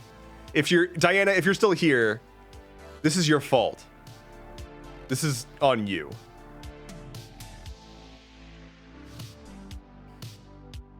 Hydrodynamic says, I love my skincare routine. You gotta share. What is it? So I, firstly, I'm a slut for blank, and now the e-girl pose. I'm here for it. Yeah, good. What was I gonna say? So the system that I am using, the multi-step system, is a facial scrub.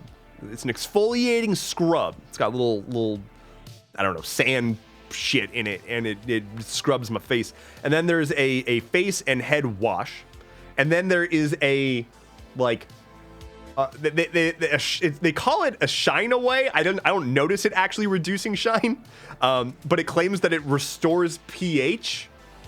Really, it's just like apple cider vinegar and eucalyptus and like some other smelly goods. But I put it on my head, and it just makes my head cold. But then once that dries off, I then have a balm, like a protective balm that's supposed to go on there. I don't tend to use the balm very much, because if I'm putting that on and then I put on a beanie, I hate that. Sensory issues. So like, I'm sure, I know that there's a thing with like putting on like lotion on your feet and then putting socks on or something. I'm sure that like putting a beanie over balm does the same thing, but like, no, please, God, no. I will say, and if this does happen, I will post a picture. It came with a free sample of their men's facial mask. Like, you know, the classic, like, suburban mom at night has the, like, face mask on or whatever, and it, like, scares the kids or something. One of those. And I haven't tried it yet, but I want to try it. And I'll post a picture when I do.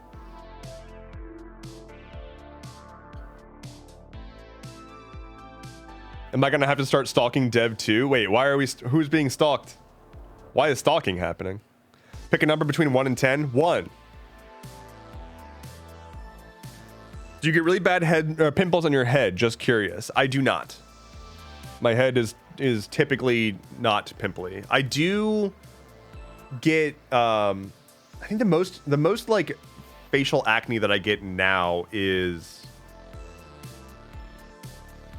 I sometimes get it on my chin.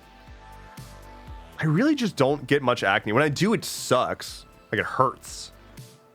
I'll get them like...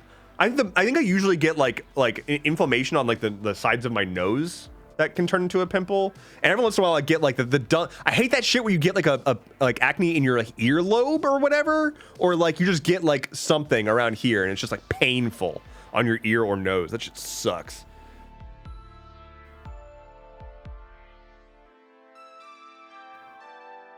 Are you sure about your answer? I mean, I'm as sure as I ever could be. 10? How about a 10? Let's go with 10. The number that I'm picking is 10. Low pimples suck. They do. They very much do. Diana says you got to at least roll a d10 for it. That's not a bad idea. Let's see. Let's let the d10 pick the number. 8. My number is 8. I switched it from 1 to 10 to 8. Final answer. Nasty Creep says I have a ColourPop oil cleanser to remove makeup. Upcircle ginger face wash soap bar to get rid of excess oil. Thyme and rosemary toner. Niacinamide and salicylic acid serum. And a mix of Body Shop tea tree and L-salicylic acid moisturizer. That's a lot of words. That's a lot of words for your face. Oh, Flynn's getting antsy. You're right, Flynn. We are past the closing time. You're correct. I'm getting this right now. This is what I'm getting right now. Hey, bud. Are you being a good boy? Oh, you're a good boy. You're so cute. Oh, you being a bun? Oh, he's being a bun. Oh, he's being a bun. What's going on? Don't fall. What's this? What's going on? What's this? Oh no, don't fall. Okay. Oh, good buddy. Oh, okay. Here you go. Hello. Hi. Yes, you're very sweet. Thank you for the paw. Yeah. Who's a good boy?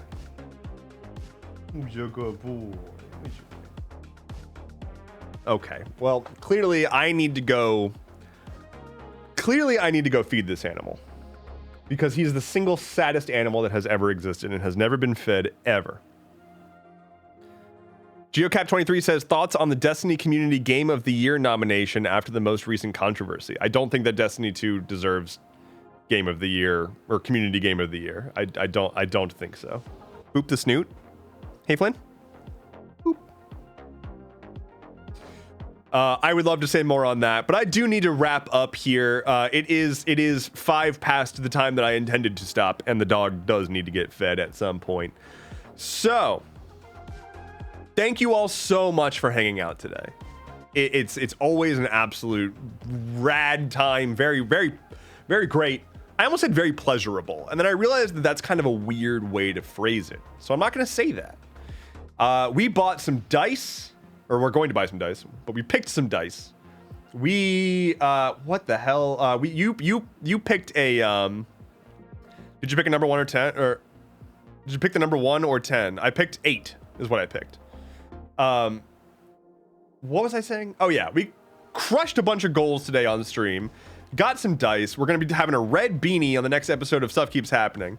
We're almost to refilling my mini fridge with whatever you want to put in there, and I'm gonna be adding in some new goodies on the stream setup for all y'all for the future. So thank you so much for being here. Ollie says this one was the best stream I've ever been on. Holy shit. Thank you, Ollie. I very much appreciate it. Bubble says, please drop the link for that hoodie before you head out. I can try to find it. Let's see. Let me see if I can find it real quick. Kurtz, that merch. If I'm able to find it, that will be amazing. Okay, accept cookies, clothing, hoodies. Oh, hey, I found it. Right here. Here is Space Hoodie. Enjoy. Enjoy Space Hoodie.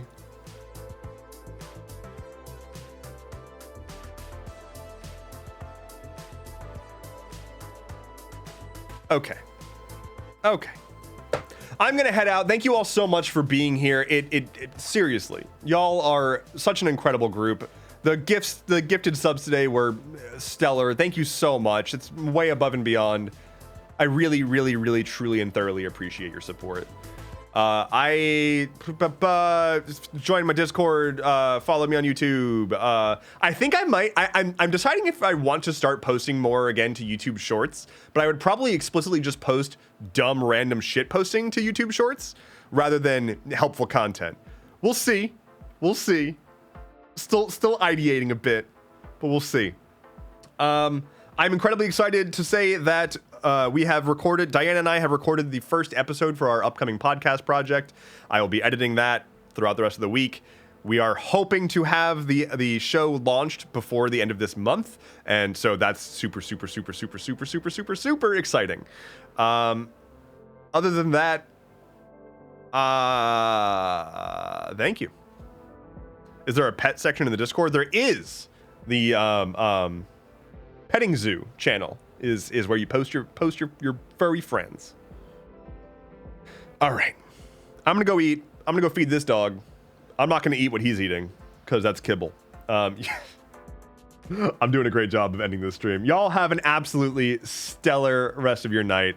I will be streaming again Wednesday evening, playing more Paper Mario: The 1,000-Year Door. I will see you then. Take care and be well.